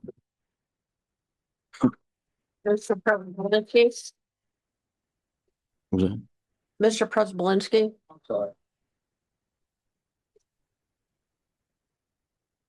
Yay. Yes. Ms. Tillman, Aye. Mr. Beatrice, Aye. Mr. Coulter, Aye. Mr. Dabney, Aye. Dr. Cora, Aye. Ms. Lee, Aye. Ms. Moldenauer. Nay for most of the residents in Ward 6. We have 7 in favor and 2 opposed. This resolution has passed. Madam Clerk, on our next resolution, please. A resolution by title only, a resolution of the Common Council of the City of Michigan City, Indiana, granting Phoenix, Michigan City Investors LLC an assessed valuation deduction tax abatement for real property pursuant to Indiana Code 6-11-12.1. And this is introduced by Ms. Tillman, Mr. Beatrice, Dr. Cora, and Mr. Dabney. Any comments from the sponsors? Any comments from the sponsors? There are none except one. I just want to add one comment and excuse me, and that is not being a downer in regards to this, but again, still remaining transparent. And that is keep in mind, this land, this property is privately owned. The end user is private. And whether we move forward and vote yay on all of these or nay, the end user still has the discretion to move forward. They only needed the city or request of the city regarding the tax abatement. So I just want you to keep this in mind. So all these things that you're referencing to, other than making sure they are still abiding by the permits, the regulations, the emissions, and all of those things. Other than that, they don't need the city. They don't have to utilize or honor any of our requests because it is a private development and they already own the land that has been properly zoned. I just wanted to put that back out there just so that everyone knows. Councilman Dabney. And to add on to that, we are voting for the tax abatement as well as the funds that are coming into the city. That's all wrapped up in the same agreement. I will now open up public comment on this second resolution. Public comments on this second resolution. Public comment on this second resolution. There are no public comments. Public comments are now closed. Comments from the council. Any comments from the council on this resolution? I would like to motion to table this for 2 weeks. We have a motion on the table to table this for 2 weeks by Councilwoman Lee. Second. Second by Councilwoman Moldenauer. Madam Clerk, on the vote, please. Mr. Preselinski, Aye. Ms. Tillman, Nay. Mr. Beatrice, Nay. Mr. Coulter, Nay. Mr. Dabney, Nay. Dr. Cora, Nay. Ms. Lee, Aye. and Ms. Moldenauer, Aye. and Mr. Nelson. Aye. We have 4 in favor and 5 opposed. This resolution to have tabled did not pass. We will now, are there any comments from the council on this resolution? If not, I would like to entertain a motion. So moved.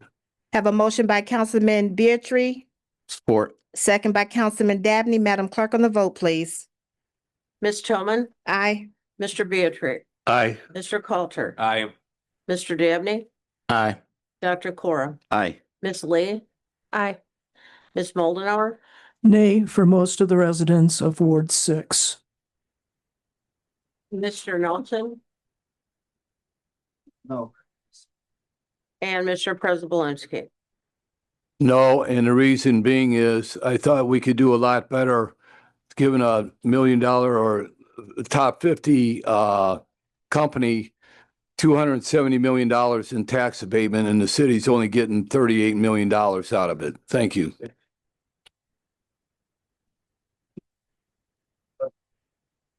We have 6 in favor and 3 opposed. Passes. The second resolution on this has passed. Madam Clerk, on the third resolution for this evening. A resolution by title only.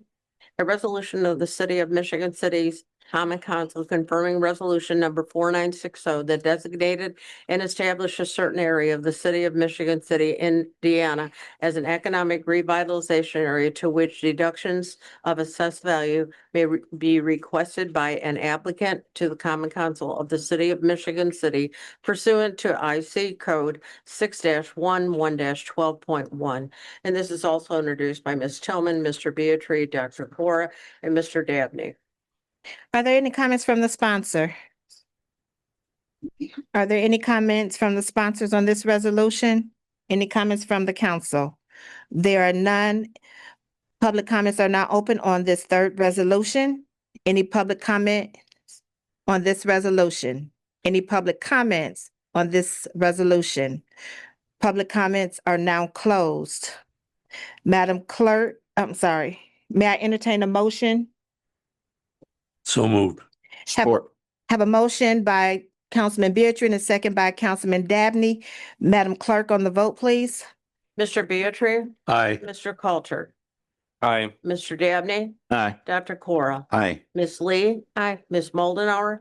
Nay for most of the residents of Ward 6. Mr. Nelson? No. Mr. Preselinski? Aye. And Ms. Tillman? Aye. We have 7 in favor and 2 opposed. It passes. And this resolution has passed. I would ask that there be no outbursts within the council chambers while we continue to conduct business. Thank you. Madam Clerk, on the fourth resolution. We'll get there. A resolution by title only, a resolution approving a tax abatement agreement for Project Maze, a new economic development project located at the address commonly known as 402 Royal Road in Michigan City, Indiana. And this is introduced by Ms. Tillman, Mr. Beatrice, Dr. Cora, and Mr. Dabney. Are there any comments from the sponsor on this resolution? Any comments from the council? Are there any comments from the council? I would like to open this up for public comments. Public comments on this fourth resolution. Please state your name and your address, and please be mindful of your 3 minutes. Be careful. All right. Scott Melantura, Kenwood Place. I appreciate everyone's concerns tonight. My only thing that I would point out would be to echo certain points of Councilman Preselinski, and we had one member of the public that had very good comments about. This is the time we have leverage to get something from these multi-billion-dollar companies. I don't want to get in the way of what we're doing tonight, but at the same time, I don't want us to give up our leverage to ask for things like dark sky lighting, better than required soundproofing, things like that. Will we still have a chance in other aspects of their approvals to get these kind of things for the people of Michigan City if this does in fact go forward? So I would only question that we don't give up our leverage to get, because I'm all for private development, but they're asking for something now that's going to save them millions of dollars. I thought it was only $5.4 million over the first 10 years. Apparently it's over $250 million. So I don't know what the math is. It's very confusing, but we should definitely hold out for the maximum positive value for the people of Michigan City and not give up our leverage. Thank you. Thank you. This is last call for public comment on this fourth resolution. Public comments are now closed. Any comments from the council? Councilwoman Lee? I'd like to motion to table this for 2 weeks. We have a motion on the table to continue this for 2 weeks. Is there a second? Second. We have a second by Councilwoman Moldenauer. Madam Clerk, on the vote, please. Mr. Coulter? Nay. Mr. Dabney? Nay. Dr. Cora? Nay. Ms. Lee? Aye. Ms. Moldenauer? Aye. Mr. Nelson? Aye. Mr. Preselinski? Aye. Ms. Tillman? Nay. And Mr. Beatrice? Nay. We have 4 in favor and 5 opposed. It fails. This request for motion failed. We will now go back to this resolution. May I entertain a motion for approval? So moved. Support. We have a motion by Councilman Beatrice and a second by Councilman Dabney. Madam Clerk, on the vote, please. Mr. Dabney, Aye. Dr. Cora, Aye. Ms. Lee? Nay. Ms. Moldenar, Nay. Mr. Nelson, No. Mr. Preselinski, No. Ms. Tillman, Aye. Mr. Beatrice, Aye. and Mr. Coulter. Aye. We have 5 in favor and 4 opposed. It passes. And this fourth resolution has passed. Moving on to our fifth resolution for this evening. Madam Clerk, if you would, please, by title only. A resolution by title only, a resolution of the Common Council of the City of Michigan City, Indiana regarding the future of Indiana State Prison property. And this is introduced by Ms. Tillman, Ms. Lee, Mr. Dabney, Mr. Preselinski, Mr. Nelson, Mr. Beatrice, Dr. Cora, Mr. Coulter, and Ms. Mulder.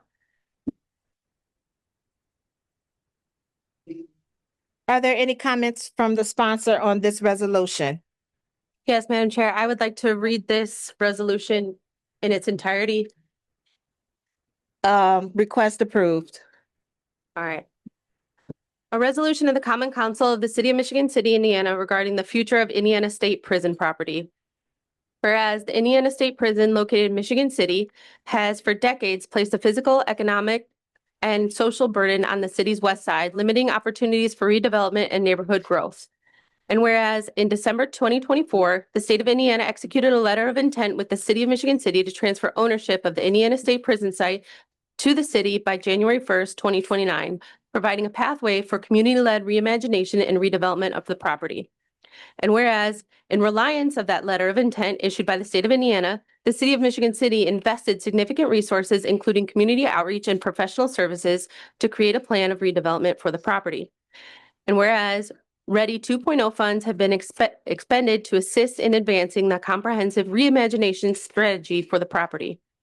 And whereas through the Vibrant Michigan City initiative, several public meetings and other public engagements have occurred in an effort to further refine and design the redevelopment of the property. And whereas on August 19th, 2025, the state of Indiana rescinded that letter of intent due to changing circumstances at the state level. And whereas recent reports indicate that the state intends to continue operating the Indiana State Prison beyond 2027, and there's public concern that the facility could be repurposed for federal immigration detention or other uses inconsistent with the city's long-term vision. And whereas the Common Council affirms that the Michigan City taxpayers should not bear the costs or consequences of policies that expand detention capacity at the expense of local redevelopment, economic growth, and community well-being. And whereas in addition to the Common Council of the City of Michigan City, other entities have drafted letters of support to the city in these efforts, which are attached and incorporated by the reference into this resolution. Now, therefore, be it resolved by the Common Council of the City of Michigan City, Indiana, as follows. 1, the council respectfully urges the state of Indiana and the governor's administration to honor the spirit of December 2024 agreement and work in partnership with Michigan City to ensure that the Indiana State Prison property is ultimately transitioned for redevelopment. 2, the council strongly opposes the use of Indiana State Prison as a site as an immigration detention facility or for other purposes that would undermine the city's vision for equitable economic growth and community revitalization. 3, the council reaffirms its commitment to the ongoing reimagination study and pledges to continue engaging residents, businesses, and regional partners in shaping a future for the site that benefits the community as a whole. 4, a copy of this resolution, along with letters of support from the community, shall be transmitted by the clerk to the governor of Indiana, the commissioner of the Indiana Department of Correction, and the members of the Indiana General Assembly representing LaPorte County. So basically, in December, there was a letter signed by Governor Holcomb at the time with Mayor Angie that once the prison is decommissioned in 2027, that property will be transferred over to the City of Michigan City. Governor Mike Braun, he just rescinded that letter last week or the week before.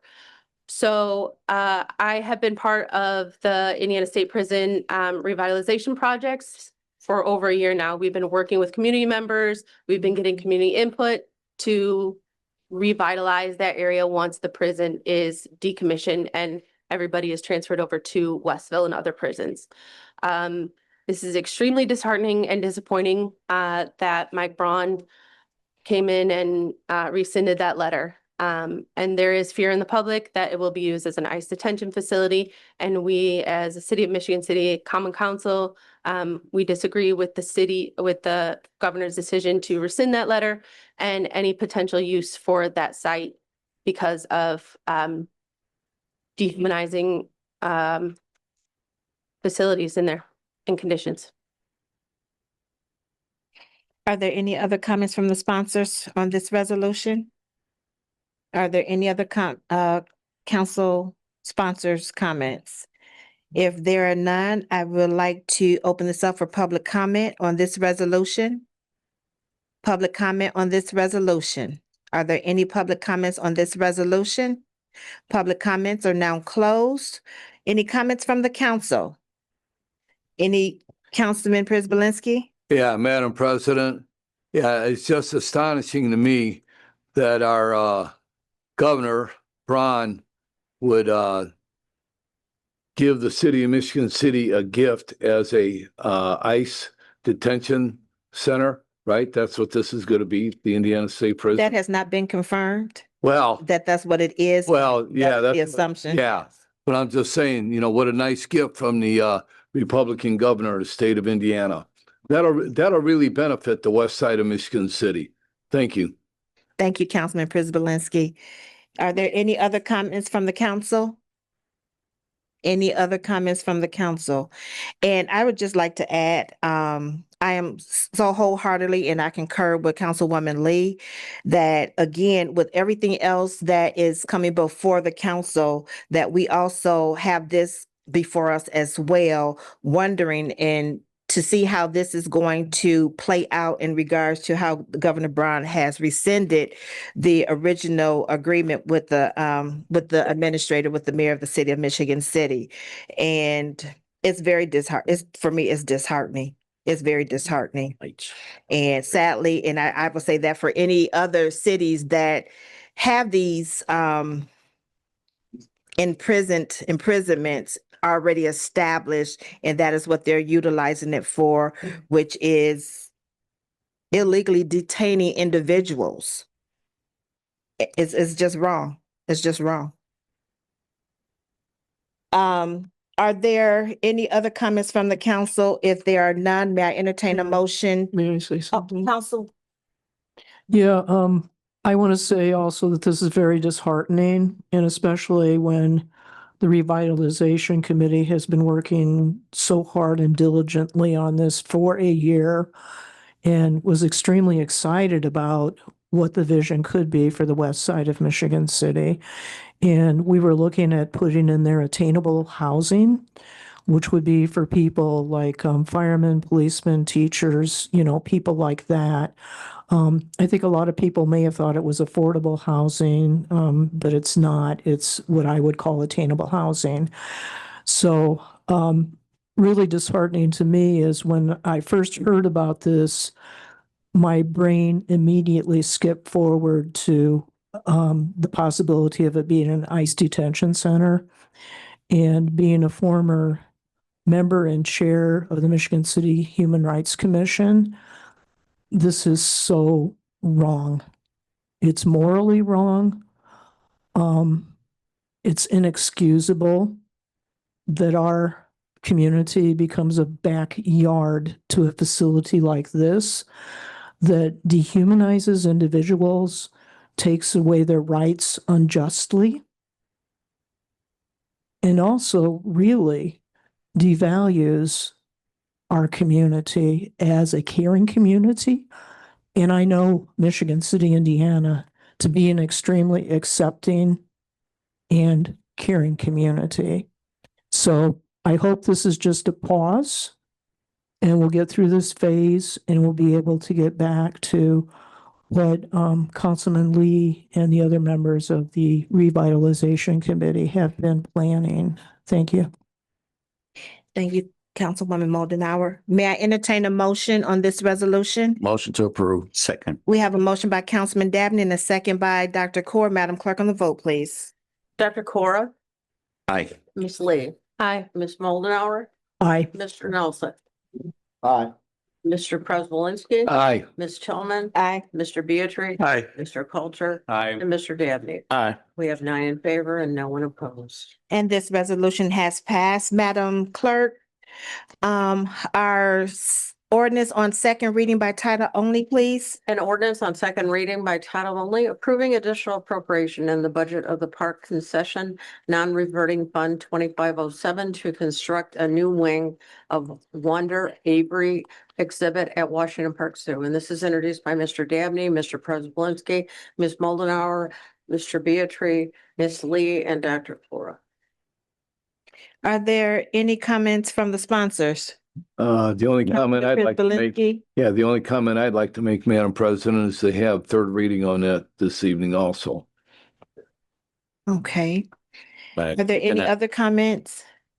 Councilman Dabney? Yes, and just to explain what's happening here, they're constructing aviary, enclosed aviary for the birds over there, and they need protection ASAP because of things like bird flu and things like that going around. And every time you hear the word non-reverting, those are funds that come from dollars raised through operations from whatever entity or whichever department that we're talking about. In this terms, it's the zoo and the park department. So these are their own funds being used once again to enclose the birds and protect their safety. Thank you. I will now open this up for public hearing. This was advertised in the Herald Argus Dispatch, August 20th, 2025. Formal public hearing will be held September 2nd, 2025. Public hearing is now open in regards to this ordinance on second reading. Scott Melantor on Kenwood Place. I've been following this through the park board and so on and so forth. It's definitely needed. It's their own money. I think you should approve it. Thank you. Thank you. Public comment on this ordinance? Are there any public comments on this ordinance? If there are none, public comments are now closed. Any comments from the council? Well, there's been a motion for third reading. Is there a second? I second it. We have a motion by Councilman Prespolinski and a second by Mr. Beatrice. Madam Clerk, for a third reading? Ms. Lee? Aye. Ms. Moldenauer? Aye. Mr. Nelson? Aye. Mr. Prespolinski? Mr. Aye. Thank you. Ms. Tillman? Aye. Mr. Beatrice? Aye. Mr. Coulter? Aye. Mr. Dabney? Aye. And Dr. Cora? Aye. We have 9 in favor and no one opposed. Madam Clerk, on third reading on this ordinance, please. An ordinance on third reading by title only, approving additional appropriation in the budget of the Park Concession Non-Reverting Fund 2507 to construct a new wing of Wander Avery exhibit at Washington Park Zoo. And this is introduced by Mr. Dabney, Mr. Prespolinski, Ms. Moldenauer, Mr. Beatrice, Ms. Lee, and Dr. Cora. Do any of the sponsors have any comment on this ordinance? Any comments? Councilman Coulter? Oh, no. sorry. Okay. Councilman, no, okay. There are no comments from the sponsors. I will open this up for public comment. Are there any public comments on this ordinance? Any public comments on this ordinance? Are there any public comments on this ordinance? Public comments are now closed. Any comments from the council? Are there any comments from the council? Councilman Dabney? Motion to approve. We have a motion by Councilman Dabney and a second by Councilman Beatrice. Madam Clerk, on the vote, please. Ms. Moldenauer? Aye. Mr. Nelson? Aye. Mr. Prespolinski? Aye. Ms. Tillman? Aye. Mr. Beatrice? Aye. Mr. Coulter? Aye. Mr. Dabney? Aye. Dr. Cora? Aye. And Ms. Lee? Aye. We have 9 in favor and no one opposed. It passed. And this ordinance has passed. Next on our agenda We have, Madam Clerk, do we have any new business? No new business. Madam Clerk, do we have any unfinished business? We have a vote for the council has one appointment to the Michigan City Civil Service Commission. Incumbent Leila Simmons, term expires September 7th, 2025. Nominations are Cheryl Krasinski and Mr. Scott Miller. Okay, we have those two nominations, and again, that is for Cheryl Kaczynski and Scott Meelan. And so we will do this by vote of name. Well, So please state the name that you would like. Madam Clerk, Mr. Beatrice, Scott Meelan. Mr. Coulter, Scott Mullin. Mr. Dabney, Meelan. Cora, Scott Meelan. Miss Lee, Scott Mellon. Miss Moldenauer, Scott Meelan. Mr. Nelson, Scott. Mr. Prespolinski, Krasinski. and Ms. Tillman. Meelan, We have 8 for Mr. Malin and 1 for Ms. Krasinski. Congratulations. Thank you, board. congratulations to you, Mr. Meelan. We will now have any comments from the council. There are no public comments on this at the end of the agenda. Those was held at the beginning of the agenda. We will be closing with comments from the council. Councilman Coulter. Thank you, Madam Chair. All I really want to say right now is the happy birthday to Chief Corley tomorrow. Thank you. Thank you. Councilwoman Moldenauer. Yeah, I want to say this evening was very challenging for me. In my email box, I got 97 emails regarding the data center. So I want everybody to know who contacted me that I did listen to each and every one of you, and I read each of those in their entirety. And I did have a handful, probably about a half a dozen people that contacted me that were in favor of the data center. But also I want to be a voice for Ward 6. It really wasn't a sentiment of not in my neighborhood. That isn't what was sent to me. It was a genuine concern for the health, well-being, and quality of life of all those people that live in Ward 6. And I take very seriously that they elected me to be their representative on this city council. So they were the ones that swayed me to vote nay 4 times this evening. And I want everybody to know that. And I mentioned the children before, and that's first and foremost in my mind of greatest concern, that we have 2 schools that are within that 2-mile radius. And I just hope that the end users take that into account and put our children as learners, as growers, and as future members of this community, that their safety, their well-being, and their learning process will come first. So those are my final comments for this evening. It's been an unbelievable 1 month, but I'll have to say, in spite of, I've really enjoyed it tremendously. And as a servant leader, it's given me an opportunity to serve this community in a way that I never thought would have been possible as an elected official. So thank you all very much, Michigan City. Thank you, Councilman Dabney. Yes, just wanted to point out, I wish I would have had a chance to say this when the room was still crowded. We were talking about, the workers and the people who would be on these different projects. And I just want to point out that there is a local hiring ordinance that's on the books right now. And if we, as a city, are doing a public works project, a city project, it says that we can hire 50% of the salaries in the project from Michigan City. Nowhere in there does it talk about union, does it talk about blacks, does it talk about any, category of a person like that. It strictly says if it's a public works project done by the city, that we can have 50% of the salaries from Michigan City. And then this goes into, private development, continuing to come here, to be able to try to force them to use union. I know we want to work with them and try to be good citizens and see if they will hire a union, if they can, but I don't know if it's legal for us to try to force that upon a company. It is a private development. So this is, something they're going to come up here soon. And I would love to see some union workers on there. I would love to see some of these young African Americans. I look out for the African American community as well, regards to getting some of these jobs. And I wanted to ask the percentage of the unions that are African American, but everybody walked out.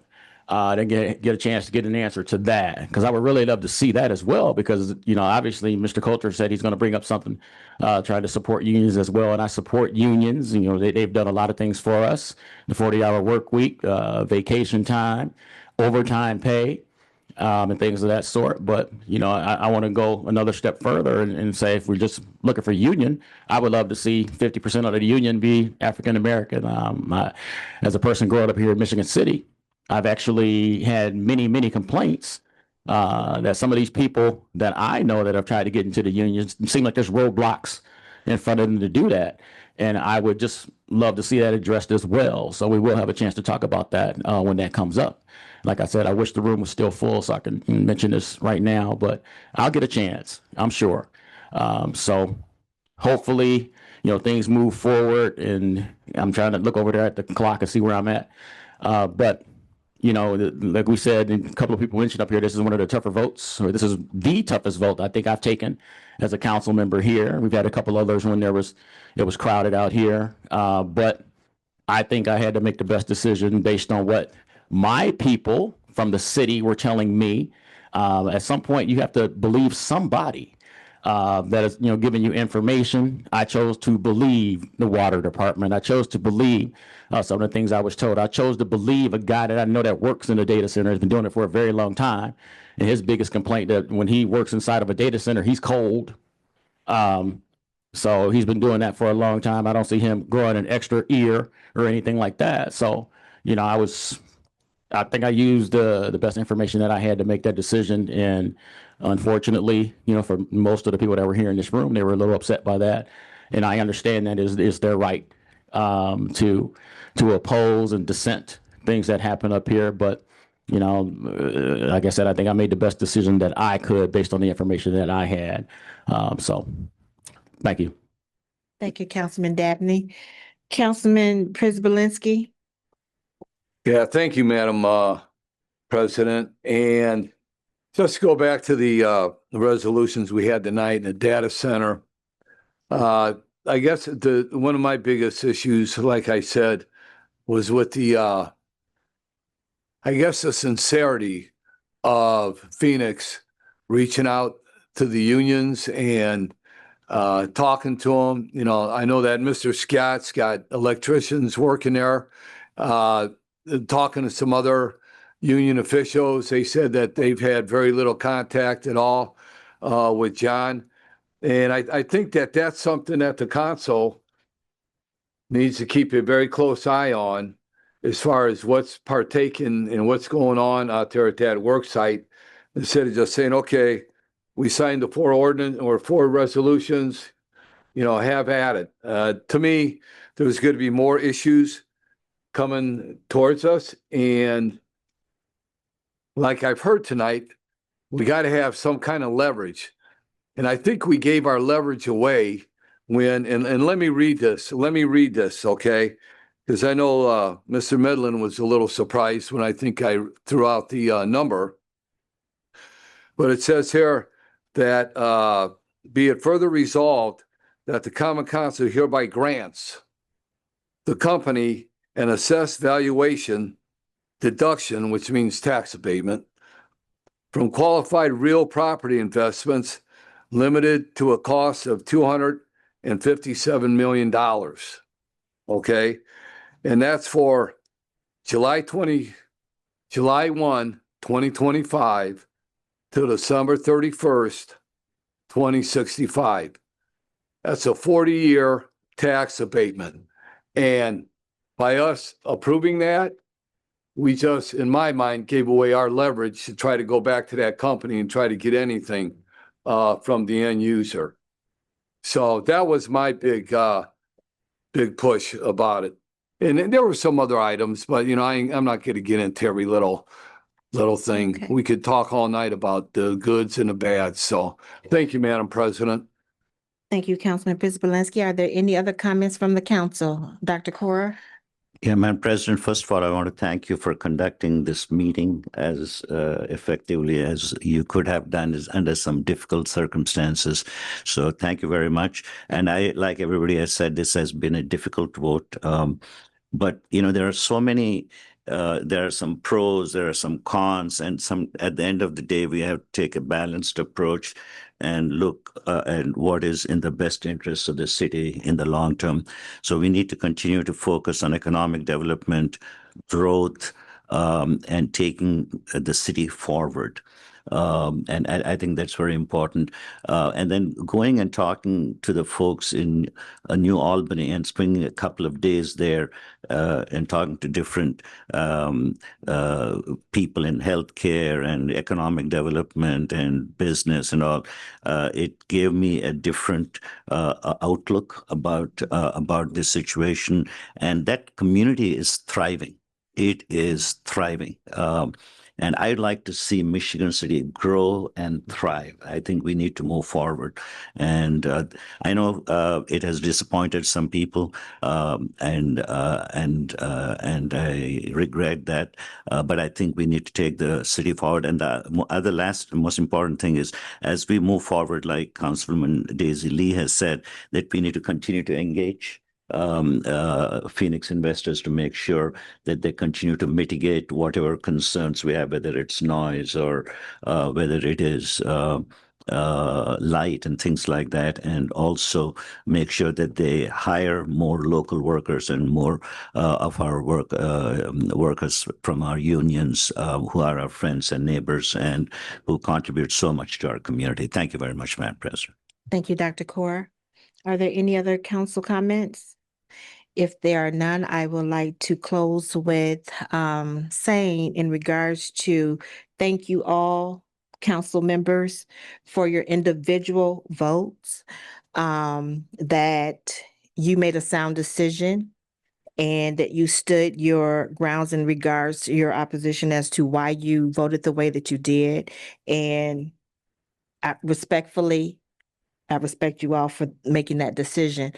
Also, just to say that, again, this was not an easy decision for us to make. And I know that we had to consciously make a sound decision that we know will affect the city as a whole. And I'm not saying city as financially, economically, but also just as far as the individuals within our community. And it was hard, very challenging. And I would like to say and hope to think, and I can only speak for myself when I say this, I am one of 9. And the comments in regards to, yes, our constituents voted us in, true indeed. But I stand on transparency, as I said in my first term, and I will continue to do so. And also, for me, I wear many hats as being council president, as a council of the 5th Ward. I am also the city finance chair. So I look at the city budget. I went to the LaPorte County financial meeting that they had to see the domino effect. We all are familiar with the SB1 bill and how that's affecting us. So, and I'm saying all this to say, my decision is not based on a vote for reelection. Because what's going to be for me is going to be for me. If my constituents respect the things that I have done for my 5th Ward, I welcome those votes. If not, I respect those decisions. With that being said, may I entertain a motion to adjourn? Thank you. Have a good evening. Word of the lab.